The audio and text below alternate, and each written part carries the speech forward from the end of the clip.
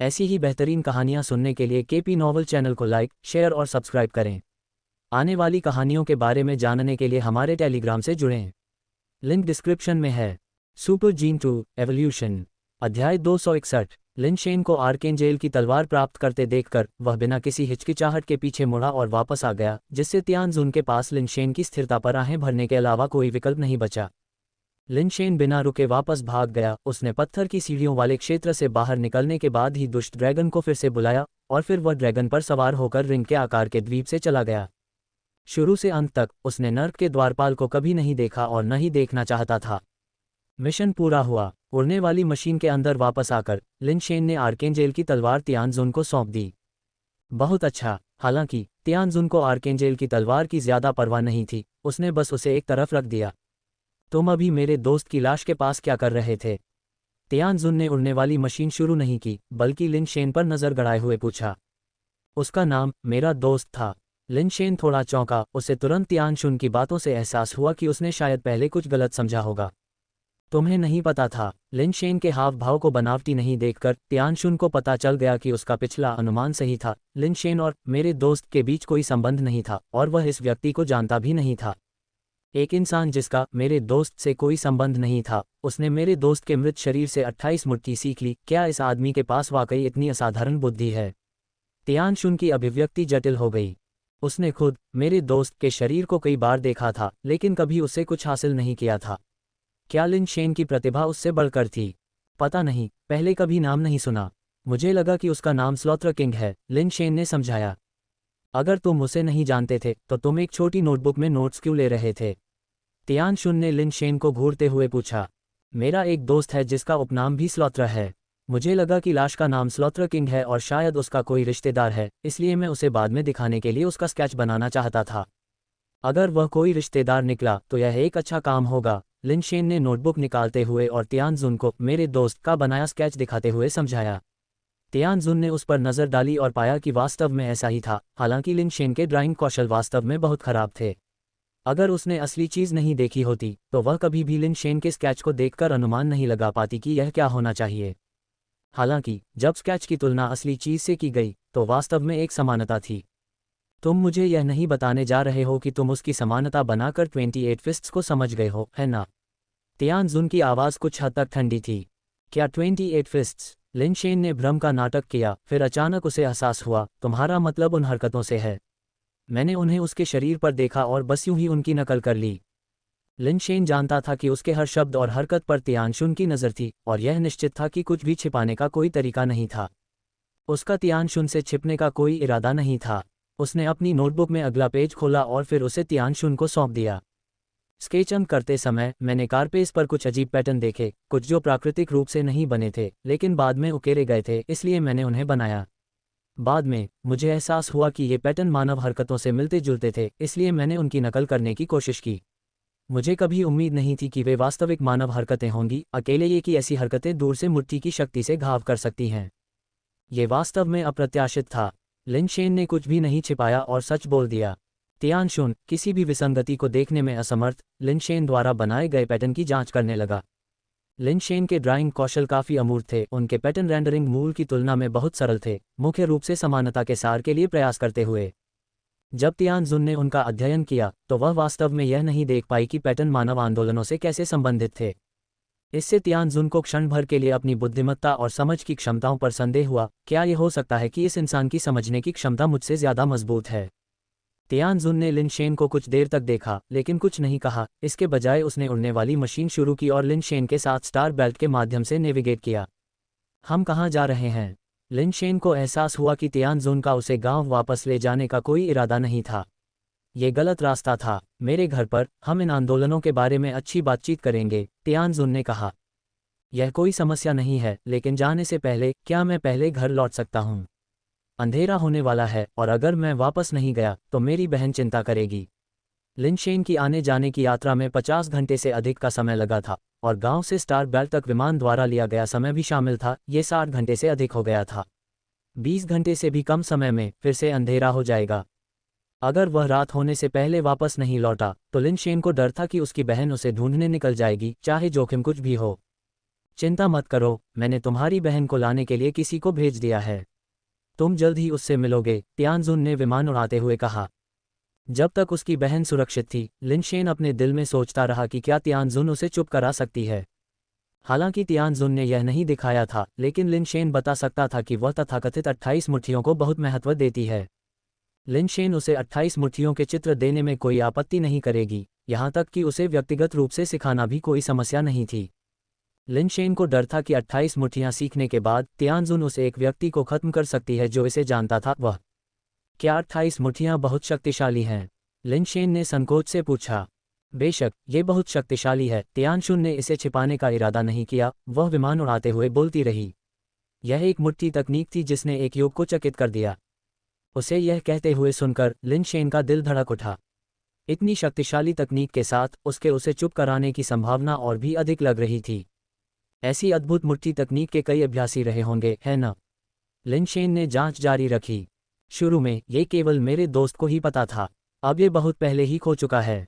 शायद अब आप ब्रह्मांड में एकमात्र व्यक्ति हैं जो 28 मुट्ठी जानते हैं। तियानशुन ने लिनशेन के विचारों को देखा और उसे देखते हुए मुस्कुराते हुए कहा।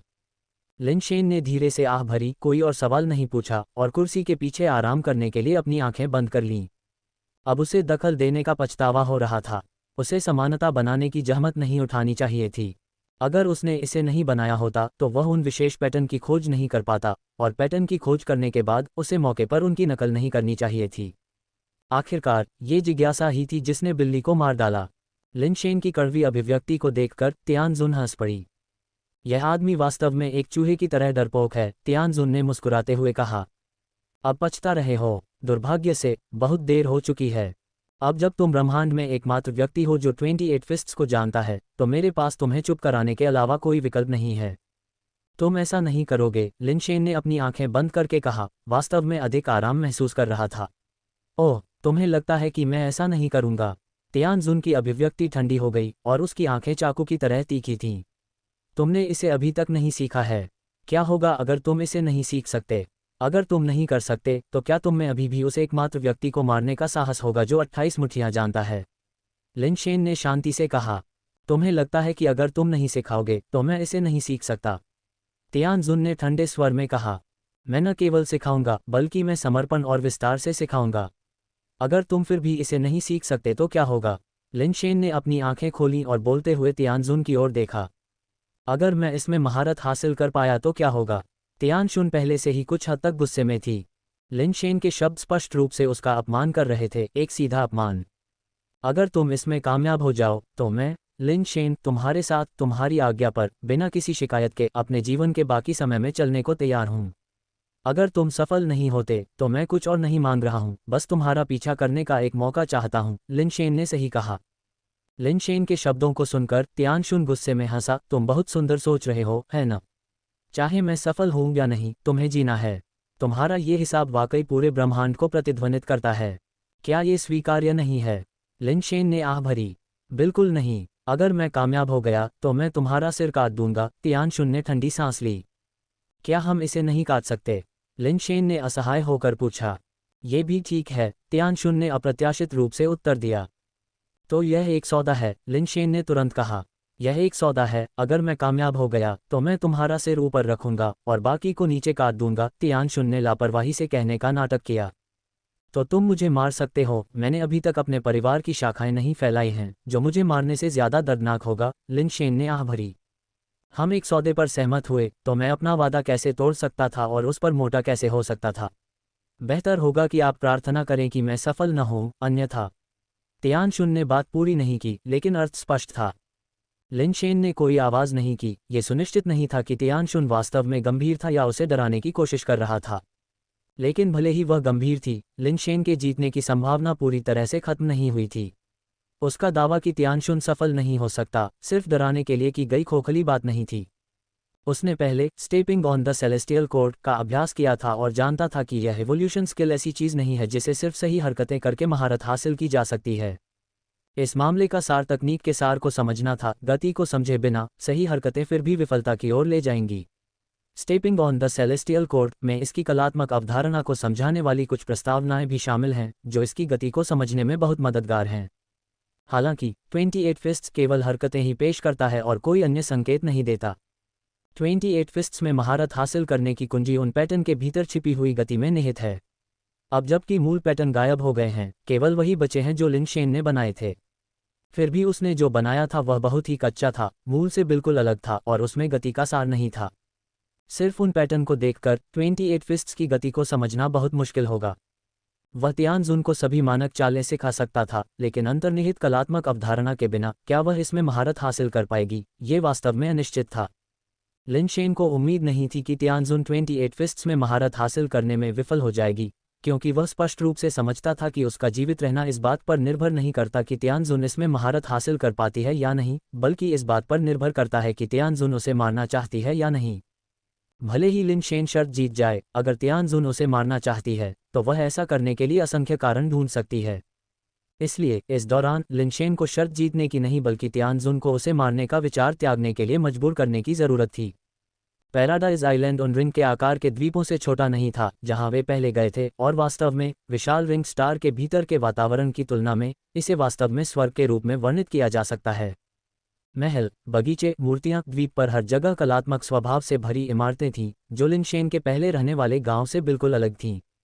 स्वर्गीय जाति की सुंदर लड़कियां फव्वारों के पास वीणा बजा रही थीं, जबकि दिव्य योद्धा शानदार कवच से सजे हुए गठन में द्वीप पर गश्त कर रहे थे। जैसे ही उड़ने वाला वाहन नीचे उतरा, महल के भीतर एक महल जैसी इमारत का गुंबद अपने आप खुल गया ताकि वाहन अंदर उतर सके, फिर गुंबद अपने आप फिर से बंद हो गया। उड़ने वाले वाहन से बाहर निकलते हुए लिन शेन ने इमारत के अंदर विभिन्न शानदार मूर्तियों और भित्तिचित्रों की छानबीन की, यहाँ तक कि खंभों पर भी नक्काशी की गई थी जो किसी की भी सांस रोक सकती थी। ऐसी शानदार संरचना लिन शेन ने केवल वीडियो रिकॉर्डिंग में देखी थी। बेसवेरियन जीवों के आने से पहले, जब मानवता अपने चरम पर थी, क्या ऐसी इमारतें संभव थीं? अब मानव वास्तुकला पूरी तरह से व्यावहारिकता, ठोस धातु के किले के बारे में है जो अतीत की इमारतों से बिल्कुल अलग है। फिर भी इस विशाल महलनुमा इमारत के भीतर एक भी व्यक्ति नहीं था। आपकी बड़ी बहन को पहले ही उसके अतिथि कक्ष में ले जाया जा चुका है और अब आप उससे बात कर सकते हैं। तियानशुन को एक संदेश मिला, उसने सीधे संचार मोड खोला और संचारक को लिन शेन को सौंप दिया। लिन शेन ने संचारक से प्रक्षेपित छवि देखी, ये वास्तव में उसकी बड़ी बहन लिन मियाओ थी। दोनों ने संक्षेप में बात की, बहुत अधिक कहना उचित नहीं था। लिन शेन ने बस अपनी बहन को आश्वस्त किया, उसे अभी शांत रहने के लिए कहा। अब मुझे देखने दो कि तुम्हारा पोज कितना मुश्किल है और क्या मैं वास्तव में इसे सीख सकता हूं या नहीं। तियानशुन हॉल में एक कुर्सी पर बैठ गया, थोड़ी को हाथ में लेकर, और लिन शेन को बोलते हुए देखा। लिन शेन ने सिर हिलाया। शुरू में वह आंदोलनों के पूरे सेट का प्रदर्शन करना चाहता था, लेकिन उसने पाया कि वह छोटी पुस्तिका को देखे बिना उन सभी को याद नहीं कर सकता था। क्या तुम मुझे मेरी पुस्तिका वापस दे सकते हो? मुझे अपनी याददाश्त को ताज़ा करने के लिए इसे देखना होगा, लिन शेन ने असहाय होकर कहा। तुम्हें चालें भी याद नहीं हैं? तियानजुन ने थोड़ा सा मुंह बनाया, ये सोचकर कि लिन शेन उसे बेवकूफ़ बना रहा है। एक प्रतिभाशाली व्यक्ति जो 28 फिस्ट्स को समझ सकता है, वह चालों को कैसे याद नहीं रख सकता? क्या एक प्रतिभाशाली व्यक्ति के पास फोटोग्राफिक मेमोरी होना ज़रूरी नहीं है? मुझे पता है कि इस पर विश्वास करना मुश्किल है, लेकिन मैं केवल आपसे मुझ पर भरोसा करने के लिए कह सकता हूँ। मेरी याददाश्त वास्तव में बहुत खराब है, मेरे पास वह सब याद रखने की क्षमता नहीं है जो मैं देखता हूँ। मैं पहले उन पैटर्न की नकल कर रहा था, मुझे वास्तव में वे याद नहीं थे, लिन शेन ने मुश्किल से समझाया। वह भी एक असाधारण याददाश्त की कामना करता था, लेकिन दुर्भाग्य से उसके पास वह प्रतिभा नहीं थी। तियानजुन ने देखा कि लिन शेन झूठ नहीं बोल रहा था, फिर भी उसे यह विश्वास करना मुश्किल लगा कि इतनी खराब याददाश्त वाले इंसान की समझ इतनी मजबूत हो सकती है। हालांकि कुछ देर सोचने के बाद तियानशुन ने फिर भी छोटी पुस्तिका लिन शेन को लौटा दी। लिन शेन ने पुस्तिका ली, अपने द्वारा बनाए गए पैटर्न को खोला और एक बार फिर से चित्रित आंदोलनों की नकल की। जैसे ही उसने देखा और नकल की, वास्तव में उसके शरीर के भीतर बेस म्यूटेशन शक्ति जागृत हो गई और अंतिम मुक्का के साथ एक और स्थानिक मूर्ति शक्ति लॉन्च की गई। मूर्ति शक्ति ने एक धातु के स्तंभ पर प्रहार किया, जिससे उस पर एक मुक्का छाप रह गई। उसकी अनाड़ी हरकतों को देखकर तियानशुन और भी हैरान हो गया। क्या 28 मूर्तियां सीखना वास्तव में इतना आसान हो सकता है कि तुम इसे संभाल सको? चालें बिल्कुल ऐसी ही हैं, इन्हें खुद आजमाओ, मैं तुम्हें एक एक करके सिखाऊंगा, लिन शेन ने कहा। तियानशुन ने उस पर कोई ध्यान नहीं दिया और सीधे लिन शेन की हरकतों को दोहराया। ये कहना होगा कि तियानशुन की याददाश्त वाकई बहुत मजबूत थी, उसने दूर से सिर्फ एक बार पहले देखा था और अब फिर से, कुल मिलाकर सिर्फ 2 बार, और वह हर चाल को बिना किसी गलती के करने में सक्षम थी। न केवल चालें सही थीं, बल्कि वे लिन शेन की तुलना में और भी अधिक सहज और सुंदर थीं, जैसे कि उसने पहले अनगिनत बार उनका अभ्यास किया हो। हालांकि आखिरी मुक्का मारने तक उसकी मुट्ठी से कोई स्थानिक मुट्ठी शक्ति नहीं निकल रही थी। क्या तुमने पहले कभी 28 मुट्ठियों का अभ्यास किया है? लिन शेन ने आश्चर्यचकित होकर तियानजुन से पूछा। नहीं, अगर तुमने अभ्यास नहीं किया है तो तुम इतने कुशल कैसे हो सकते हो? लिन शेन ने फिर से पूछा। ऐसे मामले तुम, एक साधारण मनुष्य, समझ नहीं सकते, तियानजुन ने हल्के से कहा। उसके मुंह का कोना थोड़ा ऊपर उठा। चालें सही हैं, अब मुझे गुप्त तकनीक बताओ। गुप्त तकनीक? कौन सी गुप्त तकनीक? ये सिर्फ ये पैटर्न वाली चालें हैं, कोई गुप्त तकनीक नहीं है। लिन शेन ने अपना सिर हिलाया। अगर तुम सोचते हो कि मुझे तकनीक न बताकर तुम मुझे ब्लैकमेल कर सकते हो तो तुम बहुत गलत हो। तियानशुन की निगाहें बर्फीली हो गईं, जिससे कोई संदेह नहीं रह गया कि अगर लिन शेन ने ये कहने की हिम्मत की कि कोई तकनीक नहीं है तो वह उसे हजारों कट लगा देगी। उस व्यक्ति की लाश तुमने अब तक कई बार देखी होगी। अगर वाकई तकनीक जैसी कोई चीज़ होती तो क्या तुम उसे अनदेखा कर सकते थे? लिन शेन ने अपने दोस्त का बनाया हुआ स्केच पलटा और उसे तियानशुन को थमा दिया। हालांकि मेरा चित्र देखने में भले ही अच्छा न लगे, लेकिन उसमें सभी विवरण होने चाहिए। क्या आपको लगता है कि इसके भीतर कोई तकनीक छिपी हो सकती है? तियानजुन ने इसे लिया और इसे देखा, पाया कि यह वास्तव में उसकी याददाश्त से मेल खाता है। विवरण सभी सही थे। उसकी याददाश्त के साथ उसे गलत नहीं होना चाहिए। हालांकि वह खुद को यह विश्वास नहीं दिला सकी कि केवल इन आंदोलनों से ही 28 मुट्ठियां विकसित हो सकती हैं। यह अतार्किक था। उस समय मैंने बस इन आंदोलनों की नकल की और मेरे भीतर की बेस म्यूटेशन शक्ति ने स्वाभाविक रूप से प्रतिक्रिया दी। वास्तव में कोई तकनीक नहीं है। लिन शेन ने विराम लिया, फिर जारी रखा। मुझे लगता है कि इस विकास कौशल को किसी तकनीक की आवश्यकता नहीं है। किसी को केवल इन आंदोलनों के सार को समझने की आवश्यकता है ताकि भीतर की बेस म्यूटेशन शक्ति को सक्रिय किया जा सके। यह अफसोस की बात है कि आदमी की लाश नष्ट हो गई। अगर हम मूल का पेट उत्कीर्णन देख पाते तो हम कुछ सार महसूस कर पाते। लिन शेन ने अपनी अंतर्दृष्टि को खुले तौर पर साझा किया, कुछ भी नहीं छिपाया। तियानजुन को संदेह बना रहा, फिर भी उसने पाया कि लिन शेन के शब्दों में कुछ सच्चाई है। अगर वास्तव में कोई तकनीक थी तो वह संभवतः इसे मिस नहीं कर सकती थी। ऐसा लग रहा था कि वास्तव में कोई तकनीक नहीं हो सकती।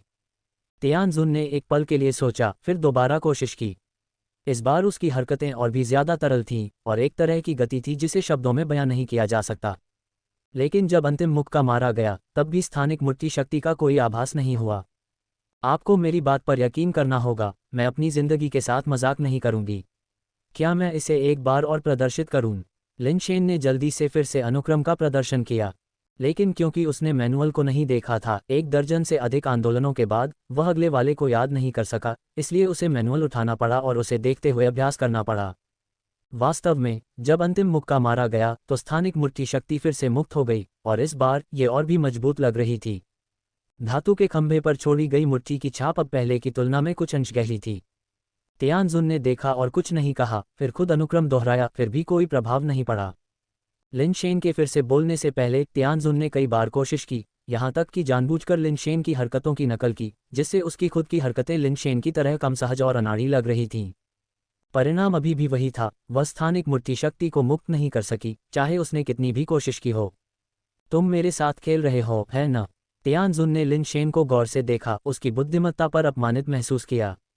वह दिव्य जाति की एक प्रतिभाशाली सदस्य ने 30 साल से थोड़े अधिक समय में 10वें मोड़ पर निर्वाण प्राप्त किया था, जो कि दिव्य जाति द्वारा सदियों में देखी गई सबसे कम उम्र में एक महान निर्वाण बन गई थी। उसकी प्रतिभा शक्तिशाली ब्रह्मांडीय जातियों में भी दुर्लभ थी। यदि वह 28 मुट्ठियों में महारत हासिल नहीं कर सकती थी, जबकि लिन शेन, जो चालों को ठीक से याद भी नहीं कर सकती थी, वह इसे आसानी से कर सकती थी, तो उसे यकीन था कि लिन शेन 28 मुट्ठियों की असली तकनीक छिपा रही थी, न कि उसकी प्रतिभा अपर्याप्त थी। मुझे पता है कि अब तुम मेरी किसी भी बात पर विश्वास नहीं करोगे, लेकिन वास्तव में कोई तकनीक नहीं है। भले ही तुम मुझे मार दो, मैं तुम्हें देने के लिए कोई तकनीक नहीं बना सकता, लिन शेन ने असहाय होकर कहा। तुम्हें मारने की कोई ज़रूरत नहीं है, मेरे पास तुम्हें सच बोलने के लिए अपने तरीके हैं, तियानजुन ने घोषणा की, क्योंकि उसके शरीर के भीतर असंख्य शुद्ध सफ़ेद प्रकाश कण उठे। ये सफ़ेद प्रकाश कण उसके सामने एकत्रित हो गए और जल्दी से एक 6 पंखों वाला देवदूत बन गया, जिसके हाथ में एक राजदंड था, जिसके ऊपर एक प्रभामंडल था, धधकते देवदूत का आधार। यह मेरा जीवन आधार है, भक्त धधकते देवदूत। तियानजुन ने लिन शेन की ओर देखा। जब धधकते देवदूत ने अपना राजदंड ऊंचा उठाया, शीर्ष पर स्थित रत्न एक पवित्र प्रभामंडल उत्सर्जित कर रहा था। पानी में लहरों की तरह प्रभामंडल लहरों में फैल गया, जिसने पूरे हॉल को प्रकाश के प्रभामंडल में ढक दिया। तुम्हारा नाम क्या है? तियानजुन ने अचानक पूछा। लिन शेन को तियानजुन के सवाल का मतलब समझ में नहीं आया, उसे प्रभामंडल के भीतर कुछ भी असामान्य महसूस नहीं हुआ। क्या तुम मुझे मारना चाहते हो? तियानजुन ने आगे कहा। नहीं, लिन शेन ने सावधानी से उत्तर दिया।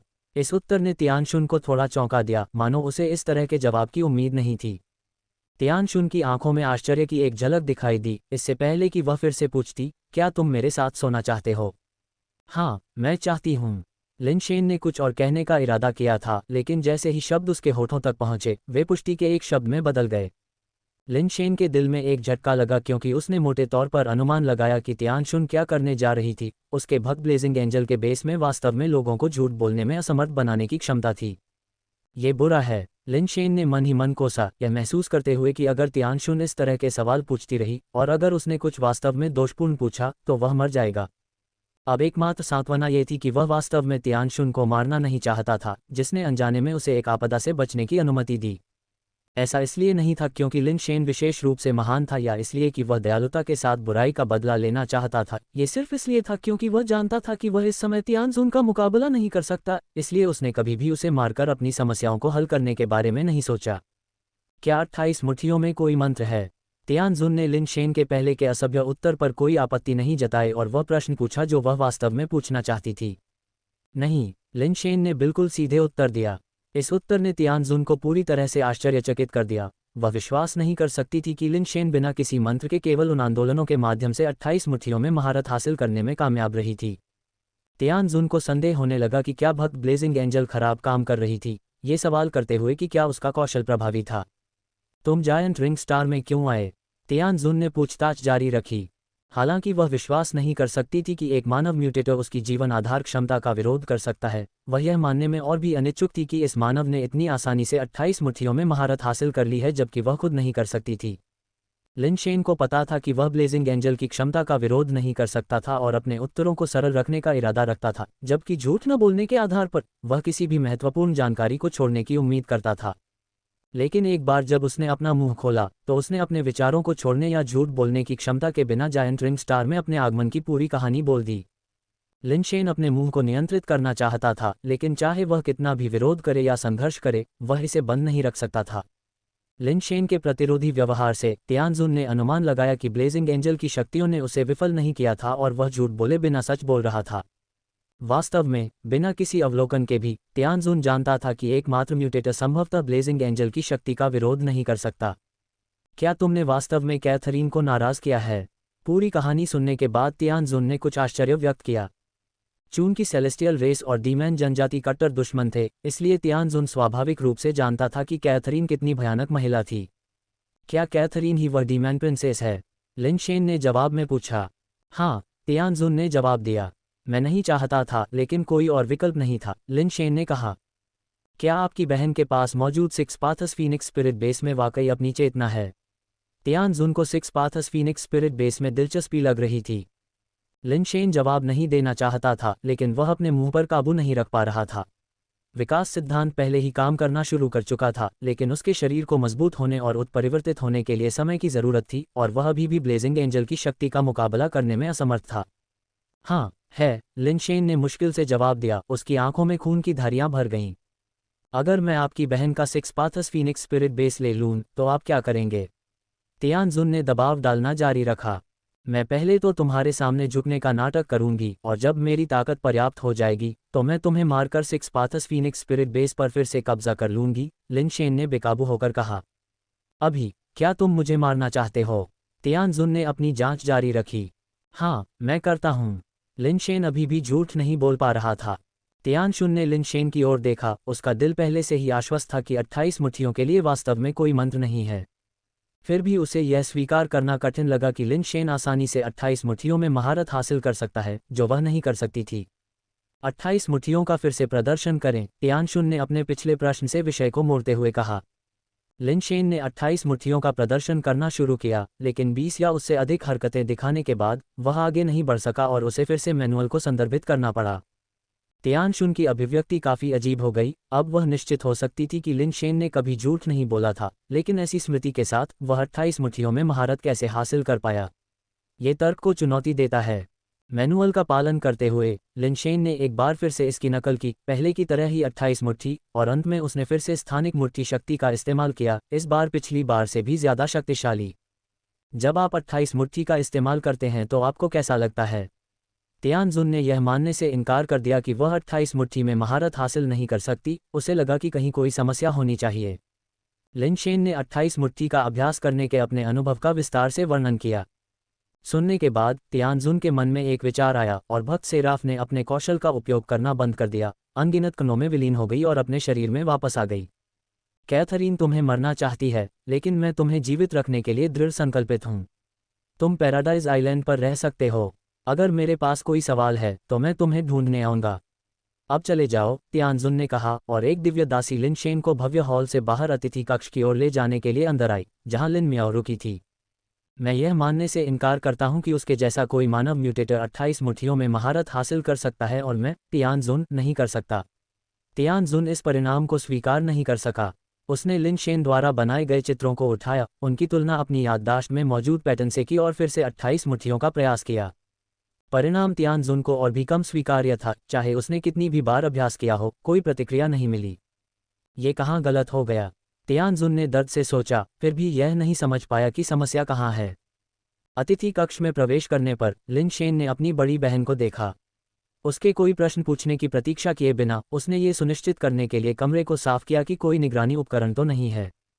अतिरिक्त सावधानी बरतने के लिए लिनशेन ने फिर भी अपनी आवाज़ कम की, इतनी धीमी आवाज़ में बोला कि केवल वे दोनों ही सुन सकें, और पूरी स्थिति को शुरू से अंत तक विस्तार से बताया। बड़ी बहन, क्या आपको लगता है कि हम जायंट रिंग स्टार पर रह सकते हैं? लिनशेन ने अपनी बड़ी बहन से पूछा। हम रह सकें या न रह सकें, हमें यहीं रहना है, हमारे पास कोई और विकल्प नहीं है। उसकी बड़ी बहन ने एक पल के लिए सोचा और फिर कहा, तियानजुन ने अभी तुम्हें कोई नुकसान नहीं पहुंचाया, न ही उसने सिक्स पाथस फीनिक्स को लिया। उसे फिलहाल हमें मारने का इरादा नहीं रखना चाहिए, लेकिन अगर वह 28 मुट्ठियों में महारत हासिल कर लेती है तो शायद ये बदल जाए। कुछ सोचने के बाद उसने आगे कहा, लेकिन अगर वह 28 मुट्ठियों में महारत हासिल नहीं कर पाती है तो तुम्हारा मौका आएगा। कौन सा मौका? लिनशेन थोड़ा चौंक गया। क्या तुम मुझ पर भरोसा करते हो? उसकी बड़ी बहन कुछ उत्साहित लग रही थी, उसने लिनशेन से आंखें मिलाते हुए पूछा। तुम मेरी असली बहन हो, मैं तुम्हारे अलावा और किस पर भरोसा कर सकता हूँ? लिनशेन को उसका सवाल बेमानी लगा। एक औरत को सबसे अच्छी तरह जानती है। मुझे लगता है कि तियानजुन के मन में तुम्हारे लिए कुछ भावनाएं हैं। उसे सुरक्षित करना न केवल हमारी जान बचा सकता है, बल्कि लिन परिवार का विस्तार भी कर सकता है। यह एक पत्थर से दो पक्षियों को मारना है, उसकी बड़ी बहन ने समझाया। बड़ी बहन, इस समय ये कैसा मजाक है? लिनशेन खुद को रोक नहीं पाया और साथ ही हंसने और रोने लगा। यह मजाक नहीं है। क्या तुम भूल गई हो कि वान नियानबेई के साथ क्या हुआ था? उसकी बड़ी बहन ने गंभीरता से कहा। हालांकि मुझे रखेल बनने में कोई आपत्ति नहीं है और मैं दूसरी जातियों में शादी करने के लिए तैयार हूं, मैं वान नियानबेई नहीं हूं, मेरे पास रखेल बनने के लिए पूंजी नहीं है। लिनशेन को लगा कि उसकी बहन का विचार बिल्कुल भी विश्वसनीय नहीं था। वान नियानबेई वह व्यक्ति था जिसने सिक्स पाथस फीनिक्स को पूर्ण किया था, और जिस एक चीज़ को डी मैन की राजकुमारी चाहती थी वह वही सिक्स पाथस फीनिक्स था। लिनशेन के पास यह नहीं था, तो उसे क्या लगा कि वह तियानजुन को जीत सकता है। तुम कैसे कह सकते हो कि तुम्हारे पास पूंजी नहीं है? तुमने 28 मुट्ठी में महारत हासिल कर ली है, जो वह नहीं कर सकती थी। क्या वह पूंजी नहीं है? औरतें औरतों को सबसे अच्छी तरह समझती हैं, मेरा विश्वास करो, तुम्हारे पास निश्चित रूप से एक मौका है, सबसे बड़ी बहन ने निश्चितता के साथ कहा। हालांकि लिनशेन को अभी भी यह अविश्वसनीय लगा। सिक्स पाथस फीनिक्स वंशानुगत था, जबकि 28 फिस्ट्स केवल एक कौशल था जिसे आनुवंशिक रूप से पारित नहीं किया जा सकता था। अंतर्जातीय विवाह की कोई आवश्यकता नहीं थी। बेशक, हालांकि लिनशेन ने कहा कि उसे कोई आपत्ति नहीं है, लेकिन अंदर ही अंदर उसे अभी भी दूसरी जाति की किसी महिला से शादी करने में थोड़ी असमर्थता महसूस हो रही थी। उसे अभी भी इंसानी महिलाएं पसंद थीं। बड़ी बहन कुछ और कहना चाहती थी, लेकिन अचानक बाहर से कदमों की आहट सुनाई दी, उसके बाद दरवाजे पर दस्तक हुई। कौन है? दोनों ने एक दूसरे की तरफ देखा और लिन मियाओ ने पूछा। अंधेरा होने वाला है, मेहमान, कृपया अपने कमरे में वापस चले जाएं और दिन निकलने से पहले न निकलें। बाहर से आया आवाज़, कुछ हद तक जानी पहचानी, उस दिव्य दासी की थी जिसने लिनशेन को यहाँ तक पहुँचाया था। बहन, चलो एक एक कदम उठाते हैं, लिनशेन ने कमरे से बाहर निकलते हुए कहा और अगले दरवाजे वाले कमरे में वापस आ गया, जो उसका अपना कमरा था। अगर तियानजुन उन्हें, भाई बहनों को नुकसान पहुंचाता तो कोई बचाव नहीं था जो पर्याप्त होता, इसलिए लिनशेन अब अपनी बहन के पास नहीं रहा। अपने कमरे में वापस आकर लिन शेन बिस्तर पर लेट गया और जल्द ही खिड़की के बाहर की दुनिया अचानक से अंधेरी हो गई। कमरे में एक रोशनी थी, लेकिन ऐसा लग रहा था कि वह भी बुझ गई है, जिससे वह अपने हाथों को भी अंधेरे में नहीं देख पा रहा था। इस जगह पर बिजली की कमी नहीं होनी चाहिए, तो अंधेरा होते ही बिजली क्यों चली गई? लिन शेन ने लाइट स्विच को कुछ बार आजमाया, लेकिन फिर भी अंधेरा था और वह कुछ भी नहीं देख पा रहा था। लिन शेन के मन में एक विचार आया और उसने टॉर्च निकालकर आजमाने की कोशिश की, लेकिन पाया कि वह भी काम नहीं कर रही थी। तो ऐसा लगता है कि बिजली की कमी नहीं है, बल्कि अंधेरा होते ही रोशनी भी अपना काम करना बंद कर देती है। लिन शेन को अचानक कुछ याद आया। अगर रोशनी भी बेकार थी, तो जिस पत्थर के घर में वह रहता था उसमें रोशनी कहाँ से आई? कितना अजीब है, उस महिला के साथ क्या मामला है? लिन शेन समझ नहीं पाया, न ही उसके पास इस पर और सोचने की ऊर्जा थी। लिन शेन को सबसे बुरे हालात के लिए तैयार रहना था। अगर तियानजुन ने अचानक एक दिन उन्हें मारने का फैसला किया, तो उसे यह जानना होगा कि कैसे बचना है। बड़ी बहन ने जो तरीका सुझाया, लिन शेन को लगा कि यह बिल्कुल अविश्वसनीय है। सबसे अच्छा तरीका था जायंट रिंग स्टार को तुरंत छोड़ देना, लेकिन तियानजुन शायद उन्हें जाने नहीं देगा। उन्हें जबरन बाहर निकालने से तियानजुन की हत्या की मंशा और भड़क जाएगी। लिन शेन सभी तरह की संभावनाओं और पक्ष विपक्ष पर विचार कर रहा था, तभी उसे अचानक रोशनी की एक झलक दिखाई दी। खिड़की से बाहर देखने के लिए अपना सिर घुमाते हुए उसने दूर के घने काले आसमान में एक लाल रंग की आकृति को नाचते हुए देखा। लिन शेन खुद को खिड़की के पास जाने और ध्यान से देखने से रोक नहीं पाया। उसने देखा कि लाल आकृति अचानक से चमक रही थी और अचानक से गायब हो रही थी। एक पल में चमक रही थी और अगले ही पल गायब हो रही थी। अलग अलग जगहों पर दिखाई दे रही थी, जिससे ऐसा लग रहा था कि वह टेलीपोर्ट हो सकती है या अदृश्य हो सकती है। क्योंकि अंधेरे ने उसे दूरी का एहसास नहीं होने दिया, इसलिए यह अंदाजा लगाना मुश्किल था कि वह कितनी दूर है, लेकिन वह बहुत दूर लग रही थी। लाल रोशनी रात के आसमान में नाचते हुए एक खूबसूरत फीनिक्स की तरह थी। ये कुछ हद तक जाना पहचाना क्यों लग रहा है? लिन शेन ने कुछ देर तक देखा और फिर याद आया कि यह जाना पहचाना क्यों लग रहा था। गॉड माउंटेन की पिछली यात्रा के दौरान उसने फीनिक्स जैसी एक अजीबोगरीब आकृति देखी थी, लेकिन वह आकृति नारंगी रंग की थी और ये लाल वाली आकृति थोड़ी अलग दिख रही थी। हालांकि रंग के अलावा दोनों बहुत समान दिखाई दिए। दोनों के बाहरी हिस्से में प्रकाश का घेरा था, जबकि उनके अंदरूनी हिस्से ब्लैक होल जैसे लग रहे थे। लिन शेन को यकीन नहीं हो रहा था कि वे वास्तव में एक जैसे हैं या नहीं, क्योंकि यहाँ बहुत अंधेरा था और वह केवल लाल सिलहूट देख सकता था, बाकी को स्पष्ट रूप से नहीं देख पा रहा था। फीनिक्स जैसा सिलहूट करीब आता गया और जल्द ही उसके ऊपर से गुजर गया, जिससे लिन शेन को और भी ज्यादा लगा कि यह गॉड माउंटेन पर दिखाई देने वाले सिलहूट से काफी मिलता जुलता है। क्या ऐसा हो सकता है कि एक ही प्राणी अलग अलग ग्रहों पर मौजूद हो? लिन शेन ने चुपके से सोचा। अतिथि कक्ष में केवल यही एक खिड़की थी। एक बार जब सिलहूट दूसरी तरफ उड़ गया तो वह दिखाई नहीं दिया और बाहर फिर से अंधेरा छा गया। लिन शेन ने पर्दे खींचे और 28 फिस्ट्स की सभी हरकतों को याद करना शुरू कर दिया। चूंकि वहां बहुत सारी हरकतें थीं, इसलिए उसे उनमें से कुछ ही याद थीं, और तियानशुन के पास नोटबुक होने के कारण वह उसे देखकर अभ्यास भी नहीं कर सकता था। लिन शेन केवल उन हरकतों का अभ्यास कर सकता था जो उसे याद थीं, कई ऐसी हरकतें जो उसे याद नहीं थीं और कुछ के अनुक्रम को मिला देता था। ये सोचकर कि ऐसी स्थिति में यह निश्चित रूप से प्रभावी नहीं होगा, वह चौंक गया जब उसके शरीर में बेस म्यूटेशन ऊर्जा हिलने लगी, जिससे उसे जल्दी से रुकना पड़ा। अगर उसने गलती से स्पेटियल फिस्ट पावर को छोड़ दिया और अतिथि कक्ष में कुछ क्षतिग्रस्त कर दिया तो यह अच्छा नहीं होगा। यह 28 मुट्ठी इतनी मुश्किल नहीं है। इतनी सारी हरकतें छूट जाने के बावजूद इसका इस्तेमाल किया जा सकता है। तियानशुन इसे सही क्यों नहीं कर सका? क्या यह इवोल्यूशन थ्योरी की वजह से हो सकता है? मेरी प्रतिभा में भी सुधार हुआ है। लिन शेन ने इसके बारे में सोचा और महसूस किया कि शायद यह उस कारण से नहीं था। हालांकि इवोल्यूशन थ्योरी चमत्कारी थी, लेकिन ये सीखने की क्षमता को बढ़ाने की सीमा तक नहीं थी, अन्यथा उसकी याददाश्त उतनी औसत नहीं रह जाती जितनी पहले थी। अगर यह इवोल्यूशन थ्योरी की वजह से नहीं है, तो क्या ये सिर्फ इसलिए है क्योंकि मैंने मूल पैटर्न देखा है और इसकी कलात्मक अवधारणा को महसूस किया है? लिन शेन को लगा कि यह आंशिक रूप से उस कारण से था, लेकिन ये पूरी व्याख्या भी नहीं लगती थी।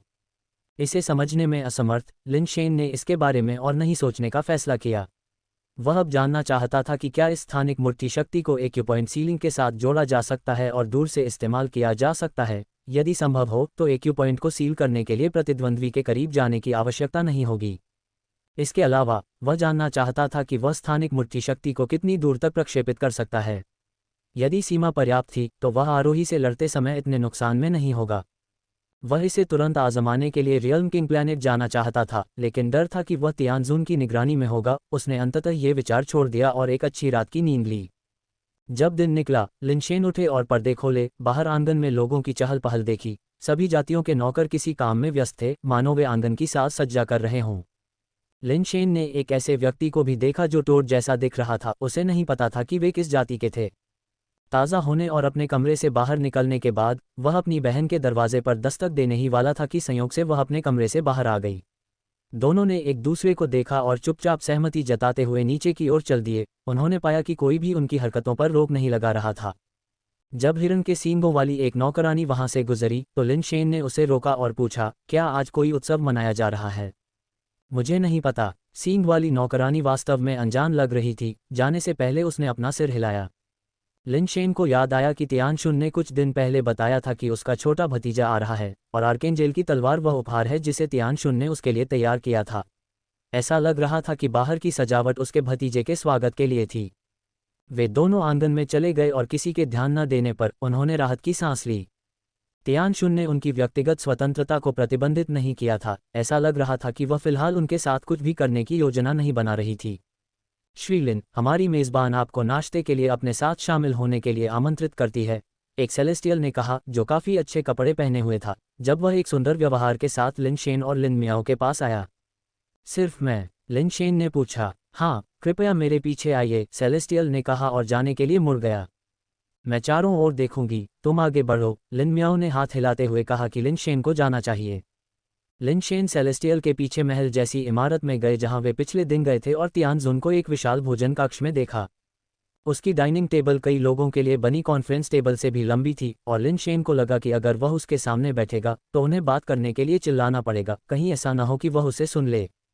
टेबल पर खाने की कई सारी चीज़ें रखी हुई थीं, सभी खूबसूरती से सजाए गए थे। सौभाग्य से टेबल के बीच में एक घूमने वाला हॉटपॉट जैसा कुछ था, अन्यथा किसी को भी खाने के लिए कुछ भी लेने के लिए चलना पड़ता। क्या तुमने कल रात अच्छी तरह से आराम किया? तियानजुन ने अपने कप से एक घूंट लेने के बाद धीरे से पूछा, जो उसके लिए अज्ञात तरल से भरा था, और उसे नीचे रख दिया। उसने पूरी रात पढ़ाई की थी और अभी भी 28 फिस्ट्स को पूरी तरह से समझने में कामयाब नहीं हुई थी। बुरा नहीं है, लिनशेन ने कुछ देर रुक कर पूछा। अगर और कुछ नहीं है तो मैं बेस वेरिएंट जीवों का शिकार करने के लिए जायंट रिंग स्टार पर वापस जाना चाहूँगा। आप जो करना चाहते हैं वह आपकी स्वतंत्रता है और मुझे रिपोर्ट करने की कोई आवश्यकता नहीं है। हालांकि अगर मैं आपकी जगह होता तो मैं जायंट रिंग स्टार पर वापस नहीं जाता, तियानजुन ने मुस्कुराते हुए कहा। क्यों? लिनशेन ने मन ही मन सोचा। वह कहती है कि वह मेरी स्वतंत्रता को प्रतिबंधित नहीं करती है, लेकिन अंत में ये वही बात है।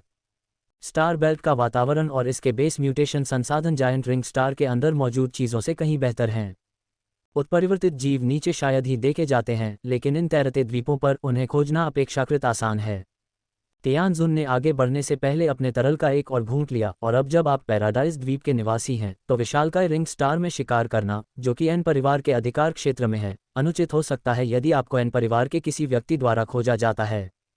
जैसे ही उसने बात की, तियानजुन ने विभिन्न तैरते द्वीपों से भरा एक नक्शा प्रोजेक्ट करने के लिए एक संचारक का उपयोग किया। कुछ इशारों के साथ उसने एक द्वीप का चयन किया और उसकी छवि को बड़ा किया। यहाँ हम क्या करेंगे? यह महासागर स्वर्ग द्वीप उन द्वीपों में से एक है जिसका उपयोग मैं छुट्टियों के लिए करता हूँ। इसमें एक विला है जिसमें मैं रहता था। मैं इसे आपको और आपकी बहन को निवास के रूप में दूंगा। इसमें कुछ बेस म्यूटेशन संसाधन और उत्परिवर्तित जीव भी हैं। आसपास के द्वीपों में बहुत सारे बेस वेरिएंट जीव हैं जिनका आप शिकार कर सकते हैं।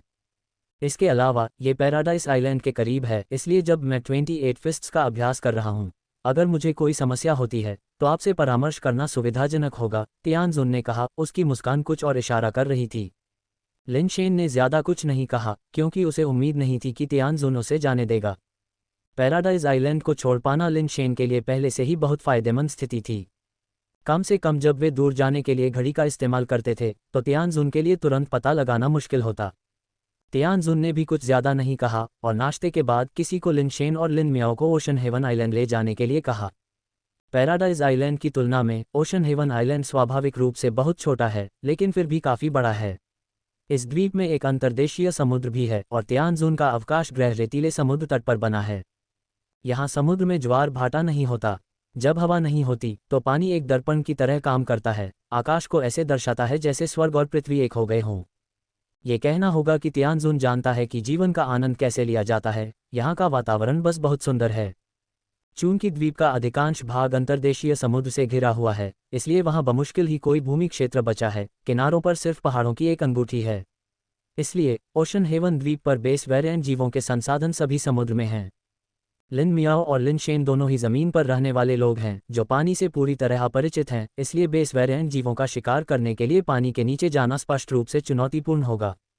हालांकि लिन शेन के पास फ्लोटिंग ऑन वाटर स्किल है, लेकिन यह उसे सिर्फ पानी पर चलने की अनुमति देता है और कछुओं के लिए गोता लगाने में सक्षम नहीं बनाता।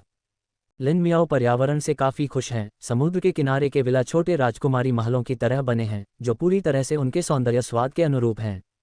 लिन शेन इस बारे में बहुत खास नहीं है कि वे कहाँ रहते हैं। एक बार बस जाने के बाद वे बेस वेरिएंट जीवों का शिकार करने की योजना बनाते हैं। बेशक बेस वेरिएंट जीवों का शिकार करना मुख्य लक्ष्य नहीं है। लिन शेन मुख्य रूप से ये देखना चाहते हैं कि 28 फिस्ट्स वास्तव में कितने शक्तिशाली हैं। शुरू में उसने समुद्र में जाने की योजना नहीं बनाई थी, लेकिन फिर उसने सोचा कि अगर तियानशुन उस पर गुप्त रूप से जासूसी कर रही है तो पानी के नीचे रहने से उसकी निगरानी से बचा जा सकेगा। हालांकि लिन शेन तैर नहीं सकता, लेकिन वह अपनी सांस रोक सकता है। वह बस समुद्र तल पर चल सकता है, तैरने की जरूरत नहीं है। जैसे ही लिन शेन पानी के नीचे जाने की तैयारी कर रहा था, उसने अचानक एक उड़ते हुए वाहन को नीचे उतरते देखा जो ऊपर रेत पर रुक गया। लिन शेन ने सोचा कि यह तियानशुन है, लेकिन वाहन तियानशुन का नहीं था और जो व्यक्ति बाहर आया वह तियानशुन भी नहीं था। मानव। लिन शेन कुछ हैरान था। उड़ने वाले वाहन से जो व्यक्ति बाहर आया वह वास्तव में एक असली इंसान था। हालांकि वह चमकते हुए कवच में था, सुनहरे लंबे बाल और फिरोजा आंखें पंखों की कमी को छोड़कर सेलेस्टियल कबीले के नेता से बहुत मिलती जुलती थीं। क्या आप लिन शेन हैं? नवागंतुक ने लिन शेन को बहुत ही विनम्रता से देखा। और तुम कौन हो? लिन शेन को उसका रवैया बहुत पसंद नहीं आया। मेटिची परिवार का कोसिमो, उस आदमी ने अपना नाम गर्व से कहा, मानो ये सम्मान का प्रतीक हो। लिन शेन को स्वीकार करना पड़ा कि उसने वास्तव में इस परिवार के बारे में सुना था। मेटिची परिवार भी एक सुपर परिवार है, लेकिन वे पहले ही अपना ध्यान ब्रह्मांड में स्थानांतरित कर चुके थे। उनमें से बहुत से लोग अपने ग्रह पर नहीं रहे, लेकिन वे अभी भी वहां एक बहुत शक्तिशाली शक्ति थे। क्या तुम मुझसे कुछ चाहते हो? लिन शेन हैरान था। कोसिमो को कैसे पता चल सकता था कि वह जायंट रिंग स्टार पर था? क्या तुम वही लिन शेन हो जिसने वान परिवार को नाराज किया था? कोसिमो ने फिर पूछा। आखिर तुम क्या चाहते हो? लिन शेन ने भौहें सिकोड़ी। ऐसा लगता है कि यह वास्तव में तुम हो। मैंने सुना है कि लिन शेन नाम का एक इंसान पैराडाइस आइलैंड में शामिल हुआ और मुझे लगा कि यह नामों का संयोग मात्र है, लेकिन ये तुम ही निकले। कोसिमो ने लिन शेन की ओर देखा और कहा, चूंकि तुम यहाँ हो इसलिए अब से मेरे पीछे आओ। मैं तुम्हारा पीछा क्यों करूं? लिन शेन पहले से ही बहुत नाराज था। ये व्यक्ति बस कोई मतलब नहीं निकाल रहा था। शायद तुम्हें अपनी वर्तमान स्थिति का एहसास नहीं है, कोसिमो ने उदासीनता से कहा। अपने ग्रह से भागना केवल अस्थायी शरण प्रदान करता है। यदि हाई मैंशन का प्रस्ताव सुप्रीम हॉल में पारित नहीं होता है तो तुम्हें जीवन भर ब्रह्मांड में भटकना पड़ सकता है। वर्तमान में हाई मैंशन ने आवश्यक वोटों के आधे से भी कम वोट हासिल किए हैं और मेरे मेटिची परिवार के प्रभाव से हम कम 20 सीटों के मतदान अधिकार तय कर सकते हैं। तो क्या? लिन शेन ने कोसिमो की ओर देखा और कहा, बेशक अगर आप ब्रह्मांड में घूमना चाहते हैं तो यह आपकी पसंद है, लेकिन मेरे मेटिची परिवार का उन ग्रहों पर कुछ प्रभाव है जहां आप जा सकते हैं। उदाहरण के लिए यहाँ विशाल रिंग स्टार पर अगर मैं चाहता हूं कि आप जीवित रहें तो आप अच्छी तरह से रह सकते हैं। अगर मैं तुम्हें मरवाना चाहता हूं तो तुम कल की रोशनी नहीं देख पाओगे। कोसिमो हमेशा एक कृपालु स्वर में बोलता था। इतना कुछ कहने के बाद तुम मुझसे क्या करवाना चाहते हो? लिन शेन ने पहले ही अनुमान लगा लिया था कि कोसिमो उसके पास क्यों आया था और वह नाराज नहीं था, धीरे धीरे और जानबूझकर बोल रहा था। क्या ये लॉर्ड तियानजुन था जो तुम्हें व्यक्तिगत रूप से पैराडाइज आइलैंड में शामिल होने के लिए लाया था? कोसिमो को लगा कि लिन शेन पहले से ही उसका अधीनस्थ था। उसने आज्ञाकारी ढंग से पूछा। हाँ, लिन शेन ने जवाब में सिर हिलाया। क्या तुमने नरक द्वीप से महादूत की तलवार वापस ली? कोसिमो को स्पष्ट रूप से कुछ पता था। सही है, लिन शेन ने सीधे स्वीकार किया।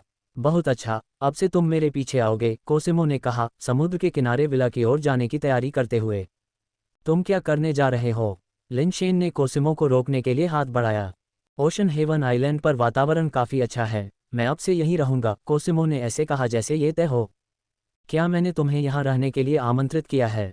लिन शेन के चेहरे पर उदासी छा गई। ऐसा लगता है कि वान परिवार से मिले सबक ने तुम्हें वास्तविकता को स्पष्ट रूप से देखने में सक्षम नहीं बनाया है। फिर मैं तुम्हें फिर से सिखाऊंगा, कोसिमो ने कहा और अचानक आगे बढ़ा। लिन शेन के सामने एक प्रेत की तरह प्रकट हुआ। एक बड़ा हाथ लिन शेन के सिर की ओर बढ़ा। वह व्यक्ति जिसने पहले नरक द्वीप से महादूत की तलवार को पुनः प्राप्त करने के लिए लॉर्ड तियानजुन की जगह ली थी, वह मेटिची परिवार से था, लेकिन दुर्भाग्य से वे असफल रहे। कोसिमो ने सोचा कि तियानजुन ने महासागर स्वर्गद्वीप लिनशेन को केवल इसलिए दिया था क्योंकि उसने महादूत की तलवार को पुनः प्राप्त किया था। ऐसा व्यक्ति तियानजुन के लिए मायने नहीं रखता। इसके अलावा चूंकि यह उनकी अपनी मानव जाति का आंतरिक मामला था, इसलिए तियानजुन अपने स्वभाव को देखते हुए हस्तक्षेप करने की संभावना और भी कम होगी। इसके अलावा मेटिची परिवार लंबे समय से सेलेस्टियल रेस से जुड़ा हुआ था और हाल के वर्षों में तियानजुन के साथ उनके संबंध काफी अच्छे हो गए थे, अन्यथा कोसिमो विशाल रिंग स्टार जैसे नए विकसित ग्रह पर नहीं आता। मेटिची परिवार ने मदद करने के लिए इतनी जनशक्ति और संसाधन खर्च किए थे। तियानजुन ने जायंट रिंग स्टार का विकास किया। जायंट रिंग स्टार के संसाधन गौण थे, मुख्य लक्ष्य तियानजुन के साथ संबंध बनाए रखना था। मेटिची परिवार को यह भी उम्मीद थी कि कोसिमो तियानजुन का पक्ष प्राप्त कर सकता है, जिससे उनका सहकारी संबंध अगले स्तर पर पहुंच जाएगा। मेटिची परिवार की नज़र में सदी में एक बार दिखाई देने वाली प्रतिभा तियानजुन भविष्य में सेलेस्टियल रेस के भीतर महान चीजें हासिल करने के लिए बाध्य थी और उसमें निवेश करने से निश्चित रूप से बहुत अधिक लाभ होगा। हालांकि सेलेस्टियल रेस डीमैन जनजाति से अलग है, क्योंकि सेलेस्टियल शायद ही कभी अन्य जातियों के साथ विवाह करते हैं, इसलिए कठिनाई बहुत अधिक है। सौभाग्य से तियानजुन सेलेस्टियल रेस के विशिष्ट सदस्यों से कुछ अलग है।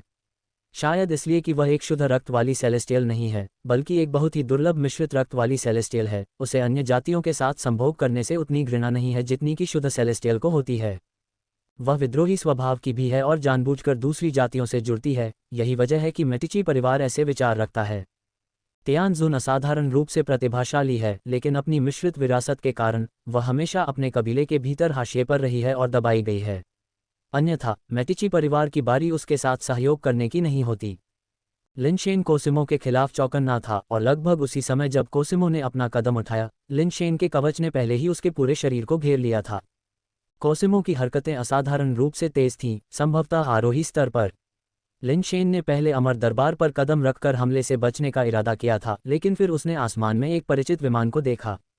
लगभग तुरंत लिनशेन ने चकमा देने का विचार त्याग दिया और कोसिमो की हथेली की ओर मुक्का मारा।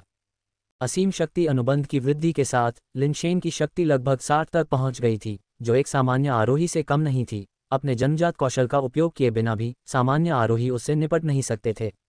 लेकिन जिस क्षण उसकी मुट्ठी कोसिमो की हथेली से टकराई, लिनशेन ने महसूस किया कि एक बहुत बड़ी ताकत उस पर हमला कर रही है, एक ऐसी ताकत जिसका वह मुकाबला नहीं कर सकता था। लिनशेन ने अपनी पूरी ताकत का इस्तेमाल नहीं किया था और तुरंत गति का इस्तेमाल करके पीछे की ओर उड़ गया। ऐसा लग रहा था मानो कोसिमो की हथेली ने उसे सैकड़ों मीटर दूर से थप्पड़ मारा हो और वह सीधे समुद्र में जा गिरा हो। दुर्भाग्य से लिनशेन को बल का उपयोग करके बल को बेअसर करने की तकनीक नहीं पता थी और कोसिमो की शक्ति बहुत अधिक थी। उसका पूरा हाथ लगभग टूट गया था, जिससे वह दर्द से कराह उठा। कोसिमो, वह आदमी एक उच्च स्तरीय आरोही होना चाहिए। अगर मुझे बल का उपयोग करके बल का प्रतिकार करने की ज़मीन तलवारबाज की तकनीक पता होती तो मुझे ये नुकसान नहीं उठाना पड़ता। लिनशेन ने आंतरिक रूप से मूल्यांकन किया, अपनी असाधारण पुनर्प्राप्ति क्षमता के लिए आभारी, क्योंकि उसकी चोटें जल्दी ठीक हो गईं। लिनशेन ये भी जानता था कि ज़मीन तलवारबाज की बल का उपयोग करने और प्रतिकार करने की तकनीक किसी के अभ्यास किए गए कौशल के अलावा बेस चेंज टैलेंट द्वारा भी समर्थित होनी चाहिए, अन्यथा यह इतना अजीब नहीं होगा। केवल इसका अभ्यास करना पर्याप्त नहीं होगा। कोसिमो ने लिनशेन को मुक्का मारा और उसे उड़ा दिया, लेकिन उसे लगा कि कुछ गड़बड़ है। इससे पहले कि वह समझ पाता कि क्या गड़बड़ है, उसने एक विमान को उतरते और उसके पास ही उतरते देखा। उस विमान को देखकर कोसिमो को तुरंत पता चल गया कि लिनशेन ने जानबूझकर खुद को मारा है। उसने मन ही मन कोसते हुए कहा, कितना धूर्त और चालाक बदमाश है। विमान का दरवाज़ा खुला और तियानजुन बाहर चला गया। स्टार लॉर्ड, कोसिमो ने कुछ कहना शुरू किया, लेकिन तियानजुन के इशारे से उसे रोक दिया गया। सिर्फ ग्रह शासक के पास ही स्टार लॉर्ड की उपाधि होती है और तियानजुन अभी तक वास्तव में स्टार लॉर्ड नहीं थी। चूंकि जायंट रिंग स्टार का अभी भी अग्रनीकरण किया जा रहा था, इसलिए उसका नियंत्रण केवल स्टार बेल्ट पर था। कोसिमो ने उसके प्रति अपना सम्मान दिखाने के लिए सीधे स्टार लॉर्ड की उपाधि का इस्तेमाल किया था। तियानजुन की नज़र समुद्र की ओर गई, जहां उसने लिनशेन को पानी से लड़खड़ाते हुए देखा। उसके कपड़े पूरी तरह से भीगे हुए थे और उसके मुंह के कोने पर ताज़ा खून का निशान था। लिनशेन को ऐसी हालत में देखकर कोसिमो का चेहरा निराशा से लाल हो गया। वह जानता था कि उसके हथेली के वार से लिनशेन को चोट लगी होगी, लेकिन फिर भी चोट के बावजूद कवच बरकरार रहना चाहिए था। लिनशेन का अपने कवच को खोने की हद तक हिल जाना सरासर अभिनय था, जाहिर तौर पर तियानजुन को उसकी दयनीय स्थिति का गवाह बनाने के लिए। ये धोखेबाज प्राणी, कोसिमो को अब केवल इस बात का अफसोस था कि उसका हथेली का वार घातक नहीं था, कि उसने लिन शेन को मारने के लिए अपनी पूरी शक्ति का इस्तेमाल नहीं किया था। अगर उसे पता होता कि लिन शेन के मुंह के कोने पर ताज़ा खून उसके वार से नहीं बल्कि लिन शेन द्वारा अपनी जीभ काटने से हुआ था, तो वह और भी क्रोधित हो सकता था। लिन शेन लड़खड़ाते हुए बाहर निकला, फिर समुद्र तट पर गिर गया, कई बार संघर्ष करते हुए खड़ा नहीं हो पाया। तुम अभिनय कर रहे हो, अभिनय करते रहो। कोसिमो ने लिन शेन को ठंडे दिमाग से देखा, उसे विश्वास नहीं हो रहा था कि लिन शेन उसके साथ कुछ कर सकता है। चाहे जो भी हो, मेटिची परिवार तियानशुन का साथी था, और वह ऐसे कुत्ते के मामले में मेटिची परिवार को पार करने की संभावना नहीं थी जो मानव मांगग्रह से भाग गया था। लिन शेन, यहाँ क्या हुआ? तियानशुन ने जानबूझकर पूछा। स्टार लॉर्ड, कोसिमो ने फिर से बोलने के लिए अपना मुंह खोला, लेकिन तियानशुन की एक नज़र ने उसे रोक दिया और उसने अपने शब्दों को वापस निगल लिया। स्टार लॉर्ड, मुझे वास्तव में नहीं पता कि क्या हुआ। यह आदमी यहाँ उस द्वीप को जब्त करने के लिए आया था जिसे आपने मुझे दिया था। मैंने मना कर दिया और उसने मुझे मारने की कोशिश की। खांसी खांसी, लिन शेन ने खून खांसने का नाटक करते हुए कहा। दुर्भाग्य से उसने केवल अपनी जीभ को थोड़ा सा काटा था और कोई खून नहीं निकला, इसलिए चाहे वह कितना भी खांसे, कुछ भी नहीं निकला। कोसिमो, क्या ऐसा है? तियानशुन ने कोसिमो की ओर मुड़कर पूछा। स्टार लॉर्ड, वह झूठ बोल रहा है। उसी जाति का सदस्य होने के नाते मैं सिर्फ उससे मिलने और हमारे गृहनगर के बारे में बात करने आया था। मेरा इससे कोई मतलब नहीं था, मैं सिर्फ हमारी साझा विरासत के कारण उसका ख्याल रखना चाहता था। लेकिन वह अहंकारी था और मैंने उसे सिर्फ एक सबक सिखाया, कोसिमो ने कहा। स्टार लॉर्ड, कृपया साफ साफ देखें। खांसी खांसी, इस रिंग आइलैंड पर जो आपने मुझे दिया था, मुझे इस हालत में पीटा गया। खांसी खांसी, कृपया स्टार लॉर्ड मेरे लिए न्याय करें। खांसी खांसी, लिन शेन ने बेतहाशा खांसते हुए कहा, इस बात की परवाह किए बिना कि वह खून खांस सकता है या नहीं, माहौल को ठीक करना था। कोसिमो कुछ कहना चाहता था लेकिन तियानजुन ने उसे रोक दिया। तियानजुन ने उदासीनता से कहा, कोसिमो, चाहे आपके कारण कुछ भी हो, यह आपका रिंग आइलैंड नहीं है और घायल व्यक्ति आप नहीं हैं। स्टार लॉर्ड, वह मेरा मेहमान है और रिंग आइलैंड मैंने उसे उपहार में दिया था। क्या तुम उसके चेहरे पर थप्पड़ मार रहे हो या मेरे चेहरे पर? जब कोसिमो ने फिर भी खुद को सही ठहराने की कोशिश की तो तियानजुन के चेहरे पर ठंडक आ गई। कोसिमो का चेहरा अचानक बदल गया और उसने तुरंत एक सम्मानजनक इशारा किया, कृपया गलतफहमी न करें स्टार लॉर्ड। मेटिची परिवार हमेशा आपके प्रति वफादार रहा है और किसी भी तरह से आपको अपमानित करने की हिम्मत नहीं करेगा। ये वास्तव में एक गलतफहमी थी। गलतफहमी हो या न हो, आपने उसे चोट पहुंचाई है। आपको उससे माफ़ी मांगनी चाहिए। तियानजुन ने कोसिमो की ओर ठंडी नज़र से देखा। कोसिमो का चेहरा बेहद कड़वा हो गया। लिन शेन से माफ़ी मांगना कुछ ऐसा था जिसे वह खुद स्वीकार नहीं कर पा रहा था। क्या मेरा मेहमान, तियानशुन का मेहमान, आपसे, मेटिची परिवार से माफ़ी मांगने के भी लायक नहीं है? तियानशुन के चेहरे पर अब कोई भाव नहीं था। ये देखकर कि तियानशुन वाकई गुस्से में लग रहा था, कोसिमो ने आगे कुछ कहने की हिम्मत नहीं की। वह लिन शेन की ओर मुड़ा और बोला, लिन शेन, माफ़ी चाहता हूँ, ये सब पहले एक गलतफहमी थी। मेरा यह मतलब नहीं था। बस जो भी मुआवजा चाहिए कह दो। क्या मेटिची परिवार तुम्हें माफ़ी मांगना इसी तरह से खाता है? दिव्य जाति में ऐसे शिष्टाचार नहीं होते। लिन शेन के कुछ कहने से पहले तियानशुन की ठंडी आवाज़ फिर से गूंज उठी। तियानशुन की आंखों में ठंडक महसूस करते हुए कोसिमो ने अब इस मामले को हल्के में लेने की हिम्मत नहीं की। उसने दांत भींचकर लिन शेन को प्रणाम किया, मुझे माफ़ करें, यह मेरी गलती थी। तुम जा सकते हो और फिर कभी ओशन हेवन आइलैंड पर पैर मत रखना। तियानशुन ने अपना हाथ हिलाया, कोसिमो को जाने का संकेत दिया, मानो वह अब उसे और नहीं देख सकता था, लगभग घृणा से। एक और शब्द कहने की हिम्मत किए बिना कोसिमो ने झुककर अपनी उड़ान मशीन पर सवार होकर चला गया। जाते समय उसने लिन शेन को एक ऐसी नज़र से देखा जिसमें स्पष्ट रूप से कोई सद्भावना नहीं थी। अब जब वह चला गया है तो तुम अभी भी नाटक क्यों कर रहे हो?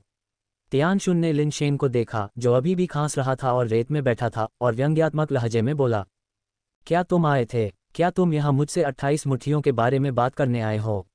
लिन शेन के पास खड़े होकर अपने शरीर से रेत झाड़ने के अलावा कोई विकल्प नहीं था। क्या मैंने तुम्हारे लिए जो कुछ भी किया है उसके लिए धन्यवाद का एक शब्द भी नहीं? तियानजुन ने उसे आधी मुस्कान के साथ देखा। तुमने मेरी मदद की, ये सच है, लेकिन ये दुश्मनी अब मेरे सिर पर आ गई है। लिन शेन को नहीं पता था कि तियानजुन मेटिची परिवार को दबाने का अवसर ले रहा था या उसने जानबूझकर कोसिमो को उसके खिलाफ दुश्मनी रखने के लिए मजबूर किया, जिससे उसे कोई अन्य रास्ता उपलब्ध न होने पर तियानजुन का अनुसरण करने के लिए मजबूर होना पड़ा।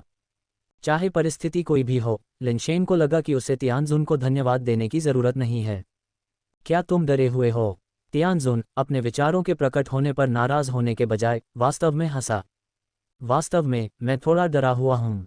तुम्हें पता है कि मुझे भागना पड़ा क्योंकि मैं मानव मातृ ग्रह पर नहीं पहुँच सका। मैं अभी कुछ समय पहले ही विशालकाय रिंग स्टार पर पहुंचा हूं और अब मैंने मेटिची परिवार को नाराज कर दिया है, जिसकी शक्तिवान परिवार से कम नहीं है। मुझे सच में डर है कि भविष्य में मेरे पास यहां खड़े होने के लिए कोई जगह नहीं होगी, लिन शेन ने कहा। जब तक तुम पूरे दिल से मेरा अनुसरण करते हो, तुम्हें डरने की कोई बात नहीं है, तियानजुन ने हल्के से कहा। पूरे दिल से समर्पण का वास्तव में क्या मतलब है? लिन शेन को तियानशुन के शब्दों से बहुत राहत मिली, क्योंकि कम से कम उन्होंने संकेत दिया कि तियानशुन का इरादा उसे और उसकी बहन को मौत के घाट उतारने के बजाय भर्ती करने का था। क्या तुम मेरा पीछा करने की कोशिश नहीं कर रहे हो? मैं तुम्हें एक मौका दूंगा, लेकिन ये तुम पर निर्भर है कि तुम इसे लेने की हिम्मत करते हो या नहीं, तियानशुन ने मुस्कुराते हुए कहा। कौन सा मौका? लिन शेन थोड़ा स्तब्ध था, वह आसमान से मुफ्त में मिलने वाली चीज पर विश्वास नहीं करता था। कोसिमो को मार दो और मैं तुम्हें एक मौका देने पर गंभीरता से विचार करूंगा, तियानशुन ने कहा, लिन शेन को बहुत आश्चर्यचकित करते हुए। लेकिन क्या मेटिची परिवार तुम्हारा सहयोगी नहीं है? लिन शेन हैरान था। ऐसा करना क्या अपने ही अंक को काटने जैसा नहीं था? मेटिची परिवार वास्तव में मेरा सहयोगी है, लेकिन दुर्भाग्य से पिछले कुछ वर्षों में वे बहुत घमंडी हो गए हैं और अपनी जगह से भटक गए हैं। आपने अभी देखा मेटिची परिवार के एक आरोही को, जब मैंने उसे माफी मांगने का आदेश दिया तो उसे कई बार कहना पड़ा। एक कुत्ते को कुत्ता होने की चेतना होनी चाहिए, तियानशुन ने उदासीनता से कहा। जो कुत्ता अपने मालिक की बात नहीं सुनता, उसे सबक मिलना चाहिए। लिन शेन ने मोटे तौर पर समझ लिया कि तियानशुन का क्या मतलब था। मेटिची परिवार तियानशुन के साथ गठबंधन में था, लेकिन बहुत आत्मा महत्वपूर्ण हो गया था। तियानशुन उन्हें सबक सिखाना चाहती थी और फिर भी उनसे उम्मीद करती थी कि वे उसकी सेवा करना जारी रखें, इसलिए वह खुद ये काम नहीं कर सकती थी। ये बस यूं हुआ कि लिन शेन का कोसिमो के साथ झगड़ा हो गया था और तियानशुन आग को हवा दे रही थी। मेटिची परिवार के मौजूदा बढ़े हुए रवैये को देखते हुए कोसिमो शायद लिन शेन को नहीं छोड़ेगा। जब तक लिन शेन इस अवसर का अच्छा उपयोग कर सकता है, वह वैध रूप से कोसिमो को खत्म कर सकता है। लिन शेन को तियानशुन की बात समझ में आ गई, लेकिन वह उसके प्रस्ताव से सहमत नहीं हुआ। सबसे पहले, वह नहीं जानता था कि कोसिमो वास्तव में कितना शक्तिशाली था, लेकिन उसने अनुमान लगाया कि कोसिमो उच्च स्तर का था और लिन शेन शायद उसे मारने में सक्षम नहीं था।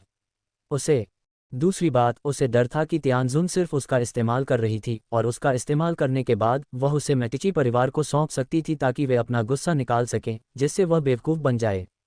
ऐसा लगता है कि तुम पूरे दिल से मेरा अनुसरण करने को तैयार नहीं हो, तियानजुन ने लिन शेन के विचारों को ठीक से समझ लिया और ठंडे चेहरे से कहा। मैं भी कोसिमो को मारना चाहता हूँ, लेकिन दुर्भाग्य से मैं सिर्फ एक म्यूटेटर हूँ और एक आरोही भी नहीं हूँ, इसलिए मैं कोसिमो को कैसे मार सकता हूँ जो कम से कम 5वां मोड़ आरोही है? लिन शेन ने चतुराई से कहा। 9वां मोड़ आरोही पूरा होने से सिर्फ एक मोड़ दूर, तियानजुन ने शांति से कहा। अगर मैं तुम्हें उसे मारने के लिए कहूँ तो मैं तुम्हें बिना किसी कारण के मरने के लिए नहीं भेजूंगा। यह इस बात पर निर्भर करता है कि तुम हिम्मत करते हो या नहीं। अगर तुम ऐसा नहीं करोगे तो मैं तुम्हारे लिए मुश्किल नहीं बनाऊंगा, लेकिन फिर हमारी पिछली शर्त रद्द हो जाएगी और तुम जिंदा रहो या मरो, इससे मुझे कोई मतलब नहीं रहेगा। कौन सी शर्त? लिन शेन को तुरंत समझ में नहीं आया। मैंने तुमसे वादा किया था कि अगर तुम 28 मुट्ठियों में महारत हासिल नहीं कर पाए तो तुम मेरा पीछा करोगे, और अब मैं वास्तव में ऐसा नहीं कर सकता, इसलिए तुम जीत गए हो। इसीलिए मैं तुम्हें यह मौका दे रहा हूं, और अगर तुम इसे लेने की हिम्मत नहीं करते तो तुम मुझे दोष नहीं दे सकते, तियानजुन ने मुस्कुराते हुए कहा। तभी लिन शेन को एहसास हुआ कि तियानजुन शर्त के साथ क्या कह रहा था। ऐसा नहीं था कि वह भुलक्कड़ था, लेकिन उसने कभी नहीं सोचा था कि तियानजुन उस शर्त को गंभीरता से लेगी, और ये तो बिल्कुल भी नहीं कि वह स्वीकार करेगी कि वह हार गई है। तुम्हें मुझे बताना होगा कि मुझे कोसिमो को कैसे मारना चाहिए, है न? लिन शेन ने इस पर विचार किया और फैसला किया कि भले ही वह कोसिमो को मारने के तियानजुन के प्रस्ताव से सहमत न हो, लेकिन कोसिमो शायद उसे वैसे भी जाने नहीं देगा। उसे वैसे भी मेटिची परिवार का सामना करना पड़ेगा, इसलिए उसे ये भी सुनना चाहिए कि तियानजुन की क्या योजना थी। अब तुम्हारी बेस म्यूटेशन दर क्या है? तियानजुन ने पूछा। 17%, लिन शेन ने सच्चाई से उत्तर दिया। मैं तुम्हें उच्च श्रेणी का बेस म्यूटेशन लिक्विड दूंगा सार 2 दिनों के भीतर 100% बेस म्यूटेशन दर प्राप्त करने के लिए, और फिर मैं आपको आरोही स्तर तक पहुंचने के लिए एक आरोही अंडा दूंगा। उसके बाद मैं आपको कोसिमो को मारना सिखाऊंगा। आपके पास 28 मुट्ठी होने के कारण आपकी सफलता की संभावना बहुत अधिक है। क्या 28 मुट्ठी वास्तव में इतनी शक्तिशाली है?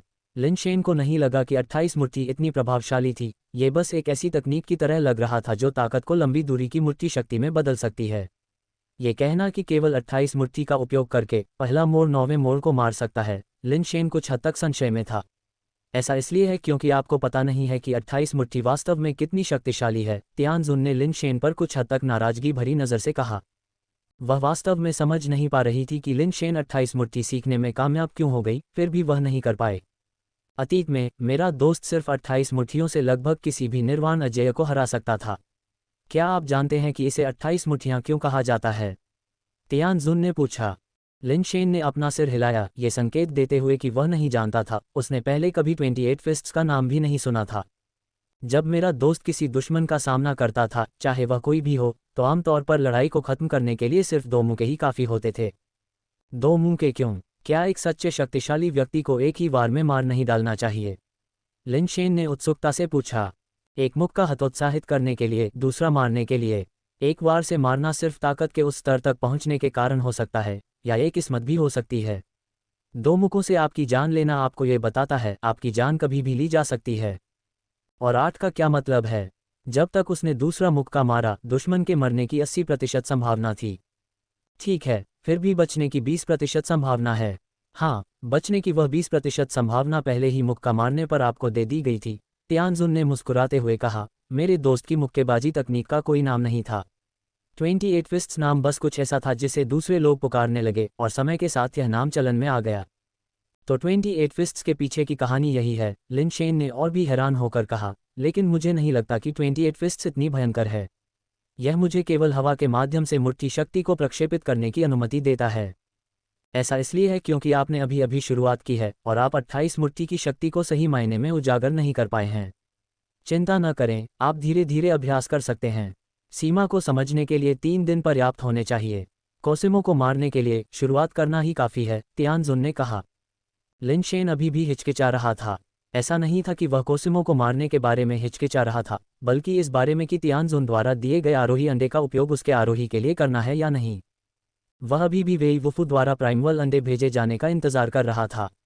आरोही के लिए प्राइमवल अंडे का उपयोग करने से उसे 2 जीवन आधार प्राप्त हो जाएंगे। यदि वह तियानजुन द्वारा दिए गए आरोही अंडे का उपयोग करता है, तो वह स्वाभाविक रूप से उन लाभों को खो देगा। यदि आप डरते हैं, तो चलो पूरी बात को बंद कर देते हैं, तियानजुन ने कहा। लिन शेन की हिचकिचाहट को देखकर पहले से ही कुछ हद तक नाराज था। मैंने अपने आरोही के लिए उपयोग करने के लिए आरोही अंडे पर पहले ही निर्णय ले लिया है, और इसे दूसरे में बदलना सुविधाजनक नहीं है। क्या हम थोड़ा और इंतजार कर सकते हैं, जब तक कि मेरा दोस्त असेंशन एग नहीं दे देता, और फिर मैं असेंशन के बाद कोसिमो पर अपना कदम रखूंगा? लिन शेन ने मजबूर होकर कहा। इंतजार करने की कोई ज़रूरत नहीं है।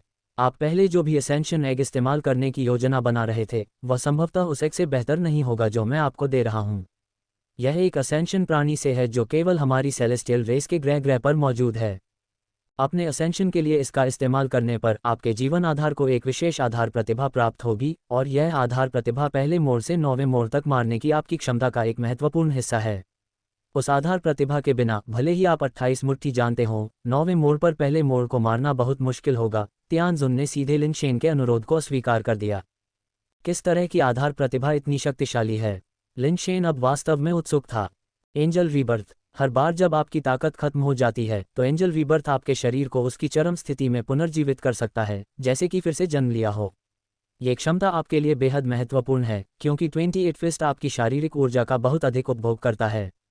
एक मुक्का मारने के बाद आप फिर से लड़ने में लगभग असमर्थ हो जाते हैं। केवल एंजल रीबर्थ के साथ ही आप लगातार 28 फिस्ट कर सकते हैं। दोनों एक साथ मिलकर एक अपराजय संयोजन बनाते हैं, और पहले मोड़ से 9वें मोड़ तक मारने के लिए आवश्यक आधार हैं, तियानजुन ने धीरे से समझाया। लिन शेन को प्रलोभन महसूस हुआ, लेकिन आगे सोचने पर उसे एहसास हुआ कि वास्तविक युद्ध में उसके सुपर बेस पैटर्न द्वारा उसे प्रदान की गई ऊर्जा पहले से ही लगभग पर्याप्त थी। इसके अलावा इसने उसे अपने शरीर के व्यय को फिर से भरने के लिए विश्व की शक्ति पर लगातार आकर्षित होने की अनुमति दी, बिना अपनी ताकत समाप्त होने तक इंतजार किए। यह एंजल रीबर्थ से अधिक सुविधाजनक था, और उसे वास्तव में एक और एंजल रीबर्थ कौशल की आवश्यकता नहीं थी। बेशक वह क्षमता होना बेहतर होगा, लेकिन इसके लिए अपने जीवन आधार का आदान प्रदान करना उचित नहीं था। मैं अभी भी अपने द्वारा तैयार किए गए आरोही अंडे के साथ आरोही होने की उम्मीद करता हूँ। कुछ विचार करने के बाद लिन शेन ने तियानजुन के सुझाव को अस्वीकार कर दिया। आपको इस पर गहराई से सोचने की ज़रूरत है। मेरे पास आपके आरोही होने का इंतज़ार करने का समय नहीं है। 3 दिनों के भीतर आपको कोसिमो को मारना होगा। आपके पास केवल यही एक मौका है। यदि आप कोसिमो को मारने में विफल रहते हैं तो आप भविष्य में खुद को बचाने में सक्षम नहीं हो सकते हैं। ये सोचकर कि लिन शेन पीछे हट रहे हैं, तियानजुन जाने के लिए मुड़ा। कौन कहता है कि मैं बिना चढ़े कोसिमो को नहीं मार सकता? लिन शेन के अचानक सवाल ने तियानजुन को जाने से रोक दिया। तुम खुद को क्या समझते हो? एक म्यूटेटर जो 9वें टन के आरोही को मार रहा है। डीएस बड़ी अपने क्रिस्टल बेस लेवल पर भी इतना अहंकारी नहीं था। तियानजुन को ये कुछ हद तक हास्यास्पद लगा। उसने लिन शेन की ओर देखते हुए कहा, तुमने मानवता के मातृ ग्रह पर कुछ कचरा आरोही को मार दिया होगा और अब तुम्हें लगता है कि आरोही को मारना इतना कठिन नहीं है। लेकिन जो लोग आरोही के 9वें टन पर पहुंच गए हैं वे संयोग से वहां नहीं पहुंचे हैं। वे ऐसे प्राणी नहीं हैं जिनसे म्यूटेटर मुकाबला कर सके।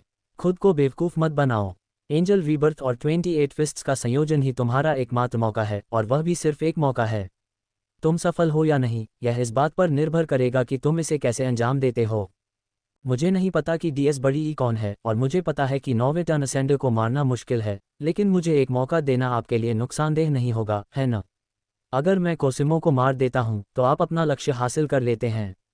अगर मैं कोसिमो द्वारा मारा जाता हूं तो आपके पास उससे निपटने का बहाना होगा। चाहे मैं सफल हूं या असफल, आप फिर भी जीतते हैं। ये सिर्फ इस बात पर निर्भर करता है कि आप कितने से जीतते हैं। लिन शेन के शब्दों ने तियानजुन को थोड़ा विराम दिया। उसने लिन शेन को ऐसे देखा जैसे वह पागल हो। मैं अब आपके द्वारा तैयार किए गए इस असेंशन एग के बारे में थोड़ा उत्सुक हूं। ऐसा क्या है जो आपके जीवन को जोखिम में डालने लायक बनाता है? नहीं, इसे जोखिम लेना नहीं कहा जाना चाहिए, बल्कि एक निश्चित मृत्यु कहा जाना चाहिए, तियानजुन ने लिन शेन को देखते हुए कहा। अभी भी 3 दिन हैं, ये पर्याप्त समय हो सकता है। आप एक उत्परिवर्तित असेंशन एग बचा सकते हैं जो बहुत दुर्लभ और कीमती है। हालांकि आपको अभी भी बेस म्यूटेशन लिक्विड प्रदान करने की आवश्यकता है। अगर मेरा दोस्त 3 दिनों के भीतर विशाल रिंग स्टार तक पहुंच जाता है तो मुझे अभी भी चढ़ने का मौका मिल सकता है, लिन शेन ने कहा। ठीक है, अगर आप अपने म्यूटेटर स्टेटस से कोसिमो को मार सकते हैं तो आप उस कदम को छोड़ सकते हैं। मैं आपको तुरंत अपना छोटा सा प्रेमी बना लूंगा, तियानजुन ने एक मोहक मुस्कान के साथ सह पायलट की सीट का दरवाज़ा खोलते हुए कहा।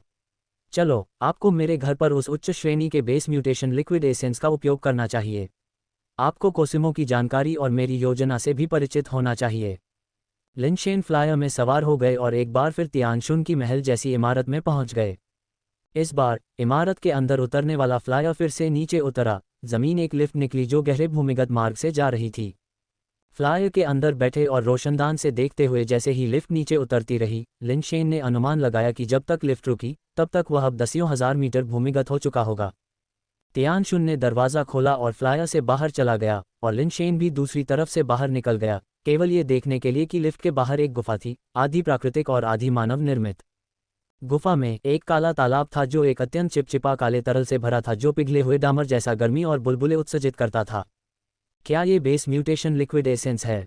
लिन शेन ने तालाब में काले तरल को देखा, कुछ भावपूर्ण भाव से पूछा। अनिश्चितता। हाँ, ये सेलेस्टियल रेस की एक गुप्त तकनीक है जिसे कबीले के भीतर बेस म्यूटेशन पूल के रूप में संदर्भित किया जाता है। इस पूल में इस्तेमाल की जाने वाली सामग्री पूरी तरह से crystal base level mutated base mutation liquid से बनी होती है, जिसे अशुद्धियों को हटाने और सार को बनाए रखने के लिए विशेष रूप से उपचारित किया जाता है। साथ ही अवशोषण और परिवर्तन दक्षता में उल्लेखनीय सुधार करने के लिए अन्य सामग्री भी मिलाई जाती है। आपके बेस म्यूटेशन दर को 100% तक बढ़ाने के लिए 2 दिन पर्याप्त हैं। मैं इसका उपयोग कैसे करूं? क्या मैं इसे सिर्फ पी लूं? लिन शेन ने टार्क जैसे दिखने वाले पूल को देखा और यह कल्पना करना मुश्किल पाया कि वह इसे कैसे पी सकता है। इस तरह की परेशानी की कोई ज़रूरत नहीं है। नग्न होकर कूद जाओ, बस अंदर भीगना ही काफ़ी है, क्योंकि यह सार का सार है। यहाँ तक कि त्वचा का संपर्क भी पर्याप्त है। यदि आप इसे पीते हैं तो म्यूटेटर का शरीर इसे झेल नहीं पाएगा। तियानजुन ने लिन शेन को देखा और कहा, आपके पास ज़्यादा समय नहीं है, आप किस बात से हिचकिचा रहे हैं? पहले ही पूल में उतर जाओ। क्या तुम एक पल के लिए बाहर निकल सकते हो, कृपया? लिन शेन ने अपनी त्वचा को इस हद तक प्रशिक्षित नहीं किया था कि वह किसी अपरिचित महिला के सामने नग्न हो सके। मुझे तुम पर नज़र रखने की ज़रूरत है। अगर तुम किसी दुर्घटना का शिकार हो जाओ और तुम्हारा शरीर उसे संभाल न सके तो मैं तुम्हें बाहर निकाल सकता हूँ। इसके अलावा समय कम होता जा रहा है। बेस म्यूटेशन पूल में प्रवेश करने के बाद मुझे तुम्हें कोसिमो और अन्य मामलों के बारे में जानकारी देनी है। तियानजुन ने मुस्कुराते हुए लिन शेन की ओर देखते हुए कहा, स्पष्ट रूप से जाने का कोई इरादा नहीं था। कम से कम, क्या तुम कृपया पीछे मुड़ सकते हो? क्या तुम तब तक मुझसे दूर रह सकती हो जब तक मैं पूल में न उतर जाऊं? लिन शेन ने व्यंग्यात्मक मुस्कान के साथ कहा। मैं एक महिला हूं और मुझे कोई आपत्ति नहीं है, तुम किस बात पर झल्लाहट कर रही हो, इतनी शर्मीली क्यों बन रही हो? तियानजुन ने कहा, लेकिन वह फिर भी पलट गई और अपनी पीठ लिनशेन की ओर कर दी। लिनशेन पूल के पास बैठ गया और बेस म्यूटेशन पूल में अपनी उंगली डुबोकर उसका परीक्षण किया। तापमान उतना अधिक नहीं था जितना उसने सोचा था, ये गर्म था, लेकिन उसके शरीर को नुकसान पहुंचाने के लिए पर्याप्त नहीं था। अपनी उंगली से इसे छूने मात्र से लिनशेन को अपने शरीर में अजीब ऊर्जा के प्रवाह का एहसास हुआ, जो बेस म्यूटेशन लिक्विड पीने के बाद होने वाली अनुभूति के समान था, लेकिन उससे भी अधिक शुद्ध। इवोल्यूशन थ्योरी अपने आप काम करने लगी। बिना किसी हिचकिचाहट के लिनशेन ने अपने कपड़े उतार दिए और सीधे बेस म्यूटेशन पूल में कूद गया। अपने पूरे शरीर को चिपचिपे काले तरल में भिगोने से बहुत अधिक मात्रा में शुद्ध ऊर्जा उसके शरीर में प्रवेश कर गई और इवोल्यूशन थ्योरी तुरंत बेतहाशा काम करने लगी। तियानजुन ने लिनशेन की ओर देखने के लिए अपना सिर नहीं घुमाया, बल्कि पास के पत्थर के मंच पर बैठ गई। उसकी पीठ अभी भी लिनशेन की ओर थी और उसने कहा, कोसिमो आपके मनुष्यों में काफ़ी आश्चर्यजनक व्यक्ति है। वह जिस विकास कौशल का अभ्यास करता है उसे दिव्य सम्राट कौशल के रूप में जाना जाता है, जिसे हमारी दिव्य जाति के असाधारण रूप से मजबूत व्यक्तियों में से एक ने बनाया है। यह एक अत्यंत उच्च स्तर पर शुरू होता है, जिसमें प्रवेश सीधे क्रिस्टल बेस से बिना किसी प्रारंभिक भाग के शुरू होता है। लिनशेन को पता था कि कोई प्रारंभिक भाग क्यों नहीं था, क्योंकि दिव्य जाति के अधिकांश बच्चे क्रिस्टल बेस स्तर पर पैदा हुए थे और इसलिए उन्हें ऐसे भाग की आवश्यकता नहीं थी। उनका प्रारंभिक बिंदु पहले से ही क्रिस्टल बेस पर था। दिव्य सम्राट कौशल प्राप्त करने के बाद मेटिची परिवार ने कई वर्षों तक शोध, प्रयोग और इसे पूरा करने की कोशिश की। फिर भी कोसिमो के उभरने तक कोई भी इसमें महारत हासिल नहीं कर सका, जो आश्चर्यजनक रूप से ऐसा करने में कामयाब रहा, जो वास्तव में काफ़ी चमत्कार है। तियानजुन ने आगे कहा, मेरी जानकारी के अनुसार कोसिमो की अनूठी क्षमताओं में celestial descent, crown of the king और इंपीरियल किल फिस्ट शामिल हैं। सेलेस्टियल डिसेंट एक ऐसा कौशल है जो थोड़े समय के लिए उसके गुणों को बढ़ा सकता है, उन्हें लगभग 10 सेकंड के लिए लगभग दोगुना कर सकता है और हर 24 यूनिवर्सल घंटों में एक बार इस्तेमाल किया जा सकता है। क्राउन ऑफ द किंग एक ऐसा कौशल है जो उसके कवच की ताकत को बढ़ाता है। क्राउन ऑफ द किंग का उपयोग करने के बाद उसी स्तर की ताकत के लिए उसके कवच को भेदना मुश्किल होगा। ये लगभग 1 मिनट तक रहता है और हर 24 यूनिवर्सल घंटों में एक बार भी इस्तेमाल किया जा सकता है। इंपीरियल किल फिस्ट एक हद तक ताकत बढ़ाता है, लेकिन यह महत्वपूर्ण नहीं है। भले ही उसकी ताकत न बढ़े, फिर भी आप उसके हमले से बच नहीं पाएंगे। आपको इस बात का ध्यान रखना चाहिए कि इंपीरियल किल फिस्ट फाड़ने वाला नुकसान पहुंचाता है आपके शरीर और कवच की ताकत के साथ। मुझे डर है कि उसका सिर्फ एक मुक्का आपके शरीर और कवच को चीर सकता है। लिनशेन को आश्चर्य हुआ, कोसिमो की जन्मजात क्षमताएं वास्तव में बहुत मजबूत थीं। अगर उसके पास कोई और योजना न होती तो लिनशेन कोसिमो को चुनौती देने के बारे में भी नहीं सोचता। ये सबसे घातक भी नहीं है। कोसिमो का जीवन आधार एक दिव्य सम्राट का राजदंड है, जिसमें ईश्वर प्रदत्त इंपीरियल अथॉरिटी नामक क्षमता है, जो एक प्रभामंडल क्षेत्र बना सकती है। इस प्रभामंडल के भीतर उसके अलावा सभी के 4 गुण को काफ़ी कमज़ोर हो जाएंगे। यहाँ तक कि निर्वाण प्राणी के लिए भी बिना किसी प्रतिक्रिया के उनके 4 गुण ईश्वर प्रदत्त इंपीरियल अथॉरिटी के प्रभामंडल से कमज़ोर हो जाएंगे, बस उतने गंभीर रूप से नहीं। आप केवल एक म्यूटेटर हैं जिसका उच्चतम गुण को मुश्किल से 41 तक पहुंचता है। ईश्वर प्रदत्त इंपीरियल अथॉरिटी के प्रभामंडल क्षेत्र के अंदर मुझे डर है कि आधा भी नहीं बचेगा। क्या आपको अभी भी लगता है कि अपने बेस म्यूटेशन बॉडी के साथ आप 9 टन कोसिमो को मार सकते हैं? तियानजुन ने लिनशेन की ओर ऐसी मुस्कान से देखा जो वास्तविक से ज़्यादा मजाक वाली थी।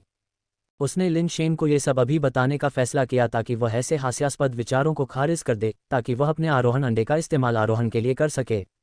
इस तरह एंजल रीबर्थ और 28 फिस्ट्स के साथ साथ उसके जटिल लेआउट और डिज़ाइन पर भरोसा करके सफलता की संभावना हो सकती है। पूल में लिनशेन चुपचाप चकित था। कोसिमो वास्तव में बेहद मजबूत था। प्रत्येक आरोहण के साथ एक आरोही के गुण को उसके मूल स्कोर के आधार पर 10% बढ़ जाते हैं, बिना बाद के पुनर्जन्मों में वृद्धि को दोहराए। ये कहना है, अगर कोसिमो का बेस को 80 था तो 9वें मोड़ के बाद इसका मतलब होगा कि उसके गुणों में 80% की वृद्धि होगी, जिससे उसका असली स्कोर 150 के करीब पहुंच जाएगा। यदि आप सेलेस्टियल डिसेंट की वृद्धि को जोड़ते हैं तो उन 10 सेकंड में कोसिमो की लड़ाकू शक्ति अकल्पनीय डिग्री तक भयानक हो सकती है। इसके अलावा ईश्वर प्रदत्त शाही प्राधिकरण के कमजोर पड़ने वाले प्रभाव को ध्यान में रखते हुए ऐसे कोसिमो को मारना सबसे मजबूत म्यूटेटर के लिए भी उम्मीद से परे है। उनकी 3 बेस चेंज टैलेंट भी बहुत मजबूत हैं। सेलेस्टियल डिसेंट, लिनशेन का सुपर बेस चेंज और वेई वुफू की फीनिक्स मिस्टिक टैलेंट में कुछ हद तक एक ही चतुराई से हासिल किया गया उद्देश्य है। सेलेस्टियल डिसेंट बिना किसी लागत के 4 विशेषताओं को सीधे 2 गुना कर देता है, लेकिन इसकी अवधि अपेक्षाकृत कम है।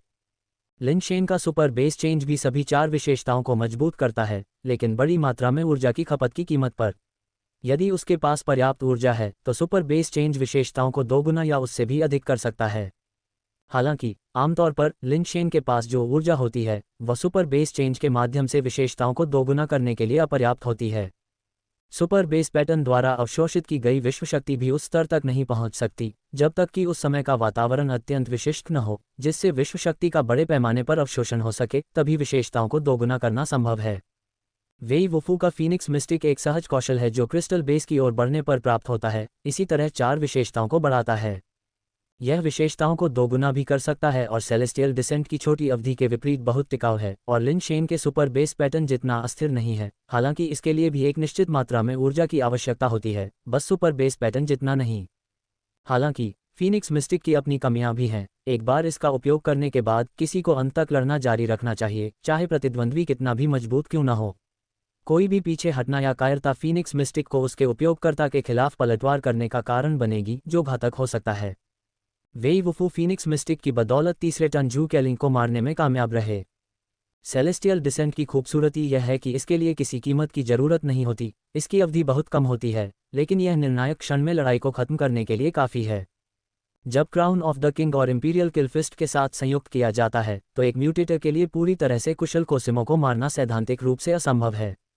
बेशक लिनशेन का मानना है कि उसके पास कोसिमो को मारने का मौका है, न कि केवल अपनी ताकत से। इस ग्रह पर आने के बाद से सैक्रिफिशियल हीलो ने अक्सर बलिदानों में वृद्धि का संकेत दिया है।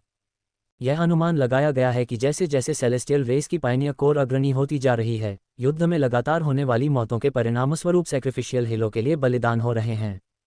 जायंट रिंग स्टार के कैलेंडर के अनुसार मैं यहाँ केवल 3 या 4 दिनों से हूँ, फिर भी सैक्रिफिशियल हीलो द्वारा दिए गए गुण पहले ही 100 अंकों को पार कर चुके हैं। इस दर से 3 दिनों के भीतर बलि प्रभामंडल द्वारा प्रदान की गई विशेषताएं कम से कम 150 अंक या उससे भी अधिक तक पहुंच जानी चाहिए।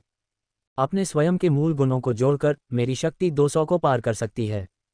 दुर्भाग्य से सैक्रिफिशियल हीलो द्वारा बढ़ाए गए गुण सुपर बेस चेंज के संवर्धन प्रभाव के साथ नहीं जुड़ते हैं, जो केवल उन गुणों को मजबूत कर सकता है जो मेरे पास मूल रूप से हैं। मैंने सोचा था कि गुणों में इस तरह के संवर्धन के साथ 9वें टन के आरोही कोसिमो को मारना मुश्किल नहीं होना चाहिए।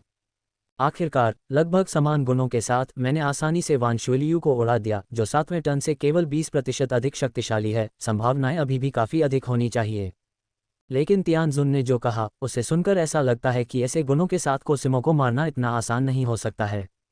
आखिरकार वान शुलियू के पास सेलेस्टियल डिसेंट जैसा असामान्य गुण संवर्धन कौशल नहीं था, न ही बीजों को बलपूर्वक फोड़ने की हताश करने वाली क्षमता थी।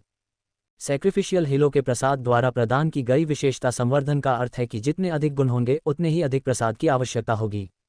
शुरुआत में एक भी विशेषता बिंदु जोड़ने के लिए एक सामान्य स्टील लेवल की पेशकश पर्याप्त हो सकती है, लेकिन बाद में 10 क्रिस्टल बेस पेशकश भी एक विशेषता बिंदु जोड़ने के लिए पर्याप्त नहीं हो सकती है।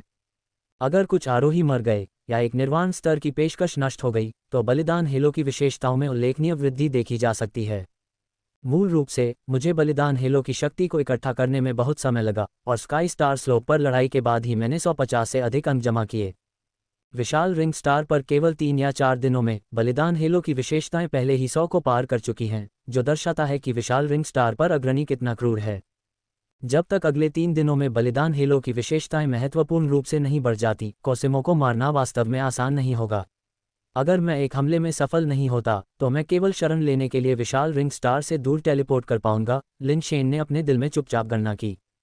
क्या तुमने इस पर विचार किया है? क्या तुम अभी भी म्यूटेटर के रूप में 9वें टन असेंडर को मारने पर अड़े हुए हो? ये देखकर कि लिनशेन बहुत देर से चुप था, तियानजुन ने पलटकर लिनशेन को मुस्कुराते हुए देखा और पूछा, आप जायंट रिंग स्टार के स्वामी हैं, आपको जायंट रिंग स्टार पर मौजूदा अग्रणी स्थिति के बारे में पता होना चाहिए, है न? लिनशेन ने पूछने से पहले कुछ देर रुककर कहा, मुझे केवल 1/3 स्टार लॉर्ड माना जा सकता है। मैं स्टार बेल्ट क्षेत्र का प्रबंधन करता हूँ। भूमि का नेतृत्व एन परिवार द्वारा किया जा रहा है, जबकि समुद्र का नेतृत्व ची परिवार द्वारा किया जा रहा है। मैं उनकी अग्रणी स्थितियों के बारे में थोड़ा जानता हूँ। आप ये क्यों पूछना चाहते हैं? तियानजुन ने हैरान होकर पूछा। बस उत्सुक हूँ। अग्रणी के दौरान कितने लोग मारे गए हैं? लिनशेन ने लापरवाही से पूछा। तियानजुन ने निहितार्थ को गलत समझा और उदासीनता से जवाब दिया, हम कोसिमो को अग्रणी के लिए नहीं भेजेंगे, ये तो बस दूसरी जातियों से कुछ तोप का चारा है। अगर इसे बहाने के तौर पर इस्तेमाल करना इतना आसान होता तो आपको इसमें शामिल करने के लिए इतनी परेशानी और इतना बड़ा चक्कर क्यों लगाना पड़ता। लिन शेन को पता था कि तियानजुन ने उसे गलत समझा था, लेकिन उसने कुछ नहीं बताया और पूछता रहा, दूसरी जातियों से वे तोप का चारा किस स्तर का है? कितने हैं? हर दिन कितने मरते हैं? उनमें से ज़्यादातर म्यूटेटर हैं, ये कहना मुश्किल है कि वास्तव में कितने हैं। जब एक बैच मरता है तो दूसरा बैच फिर से भर दिया जाता है। प्रत्येक परिवार में अब शायद लगभग 100,000 म्यूटेटर हैं। कुछ आरोही भी हैं, लेकिन बड़ी संख्या में नहीं। जहां तक मरने की बात है, यह इस बात पर निर्भर करता है कि अग्रणी क्षेत्र में क्या सामना होता है। अगर वे किसी अज्ञात निर्वाण प्राणी को परेशान करते हैं तो वे सभी एक साथ खत्म हो सकते हैं। यदि वे बड़ी संख्या में आरोही प्राणियों का सामना करते हैं तो उनमें से काफ़ी मर भी जाएंगे। तियानजुन को समझ में नहीं आया कि लिन शेन इन सवालों से क्या कहना चाह रहा था। क्या ये सब सिर्फ किस्मत नहीं है? लिन शेन कुछ हद तक अवाक रह गया। यदि वे तोप के गोले इतने बदकिस्मत होते कि निर्वाण प्राणियों को परेशान कर देते, जिसके परिणामस्वरूप विनाश होता, तो लिन शेन का बलिदानी प्रभामंडल तुरंत उड़ जाता। यदि पायनियर कोर को इन 3 दिनों के भीतर किसी भी खतरे का सामना नहीं करना पड़ता, तो ये कहना मुश्किल है कि बलिदानी प्रभामंडल की विशेषताएं कितनी बढ़ सकती हैं।